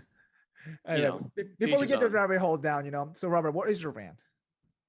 So I'm gonna keep going on this poker grudge match that I've been talking about for a few weeks now. It's been 2 weeks since our last podcast that we recorded. And so instead of doing a rant, Abby, I've been talking about this. There's these two very popular poker players who really hated each other. So then they decided that to like for the grudge match they're gonna play heads up, and like each put up. Are these like old school guys? One of them Or like is newer poker players. one of them is an older school, like Daniel Negreanu. He's like one of the most I know who popular he is. guys. And then Yeah, the other I know guy who he is is. Doug Polk, who is a YouTuber. Like he was a heads up online player, and he started a YouTube channel, got very popular with that. But then they've been going back and forth at each other for a while. They just like were really upset. So then they decided that they're going to settle it through $1 million. Each of them puts up $1 million, and they play heads up, for 25,000 hands, right? And whoever wins, like that's gonna be, it's gonna be a deciding factor, right? So they've been playing. I think last time we checked, they were about, I want to say 3,500, maybe like 3,800 hands in, and they were basically break even. And they're playing online, which is not Daniel Negreanu's forte. He's much more of a live player. 100%. So 3,800 hands. How much time has gone by? it's been like that. At that point, it was maybe 2 or 3 weeks, and then it's been 2 more weeks since then. So it was about 5 weeks. And they're now. still going. So right now they've played 7,200 hands. So they're literally proving the system. They know the percentages so well. They're not going to lose. None of them are going to lose. No, wait. So since we last talked, it was 3,800 hands. They were break even. The next week, Doug Polk went on a heater, and Wow. Daniel Negreanu was down up to $600,000. He's lost $600,000, and then this week he's won every day that they've played. They play like every other day or something, 3 times a week. He's won every day this week, but for very small amounts. Like he just like broke even, so it's down to like 500,000 that he's down right now. He's just catching up still. He's just catching up. Is this a straight cash game? It's a straight cash game, yeah. So they're playing 200, 400. So they put in $40,000 buy-in on the table, and then they just play until they're like, it's around 2 to 3 hours a day, or whenever they get tired. So when do you call it quits though? Who declares the winner? After they say after 25,000 hands, that's when it all ends. But like each day they play 2 hours minimum. So they're like 2 hours, and then whenever somebody decides they want to stop, they stop. That's exhausting. Yeah. So wait, how many hands averaging per day is it right now? Maybe about 1,500 hands a day. Damn, it's gonna take at least 20 days. Jesus Christ! It's gonna take longer than that. Let me see. Wait, 25,000 or 25,000. So they're at 7,200 right now. Jesus Christ! And they've been going at it for a month, so it's probably at least a couple more months. I don't know how you can do that. Is it worth it hourly? Yeah. And then at the halfway point, they're gonna so the first 200 hands they played live, and Daniel crushed it. He won like $150,000 first day because of that. So at the halfway point, they're gonna do another live session, and then go back to online. So we'll see That's what crazy. happens. $500,000 down though. I don't know. I feel pretty unmotivated. Well, you have to just It's a long fucking game. Yeah. yeah. So he's On got, that note, we should all have a poker game again. That'd I'm be down. You know I'm down. I'm that'd be always nice. down to play. Your I- house, Abby, your house. Oh, like a live poker game? Yeah, Yeah. yeah. Why not? I know you live recklessly. First 'Cause of all, you're not concerned of people's health, but I you know. I am concerned. I get myself tested all the time, and before I All go right, I'm just kidding. I'm just hating. That's because I Yeah. see you at my house a fucking lot. on- I'm just kind of, you know, I'm just speculating here. So I don't go to my parents' house until I get myself tested. Well, Yeah. reason why, Robert. Wong's parents' house is literally 5 minutes from my house. Mm, Yeah. Yeah. Like it's super close. That's why you see him all the time. Yeah, Well, when he's in town. Yeah, and sometimes I can't work from my parents' house. I just go to his house and work. That's what I do. Yeah. Yeah, Oh, because man. I'm working from home. Yeah, I'm Yeah. just hanging out here, and it's been nice weather too. You can work outside. It's just nice though. Yeah, Yeah, so for sure. yeah, I'm not complaining, man. Like it's Yeah. it's definitely seeing things from multiple different perspectives this year. Hey man, 2020 though, let me tell you, Yeah. I feel like overall it's been a definitely roller coaster year, but But it's listen, almost we're- over. It's almost over. 25 days, almost man. over. 26 days left, man. Yeah. Think about it. Yeah. Well, guys, enjoy the holidays. Thanks for having me on No, here. I appreciate Yeah. I appreciate you having coming on. Do you want Well, I to hope it was wanna good. pimp anything or call anything out? Call anything out in regards to Like I don't anything. know, like social where people can media, find you? website, anything. No, yeah, you guys can see my LinkedIn thing. You can see properties that I've owned. You know, I buy and sell houses. No rocket science there. Pretty much, I buy, I fix them up, I sell them, I do them nice. Like I'm colorblind, which makes it funny. Luckily, it's all light colors, so everything's gray and white nowadays. So perfect timing. Yeah, no, that's kind of a little bit what I do. You know, I'm pretty much just like a real estate kind of one-stop shop type of deal. That's kind of what I've become in the last few years, and I Well, enjoy it. It's fun, and hopefully it's a segue to something better.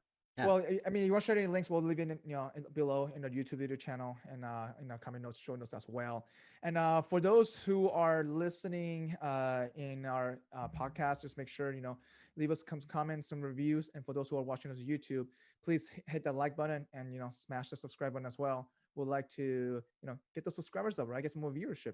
Yeah, and leave some comments. Let us know what you think. How many people were watching us? On the average, I haven't. I stopped tracking it. I don't know. This is not live though, right? Or is this being No, it's not. recorded? No. We're in everything's pre-recorded, and we just do minor edits that's here and there. That's Minor all. edits, yeah, any ranting stuff like that, yeah. Yeah, Yeah. we cut out all the He's like, racist he's like, you're stuff repeating and yourself there. Cut that snip. This is boring. Yeah, shorten him up. No, that's awesome. All right, guys. Well, I'll tell you guys later. Have a good Appreciate one. it, man. Thanks, man. All right, Thank you. peace, guys. Until next time, everybody. Thanks for joining us for this episode of the Gluten Free Organic Thoughts podcast. As always, we appreciate you. If you are watching us on YouTube, please don't forget to subscribe to our channel, like this episode, and leave us a comment. If you are listening to us, please leave us your honest review on your preferred podcast listening platform. And as always, you can find us on social media at Facebook, Instagram, and Twitter at GFOT Thoughts. Drop a comment and give us some feedback. We would love to hear from you. Until next time, see you then.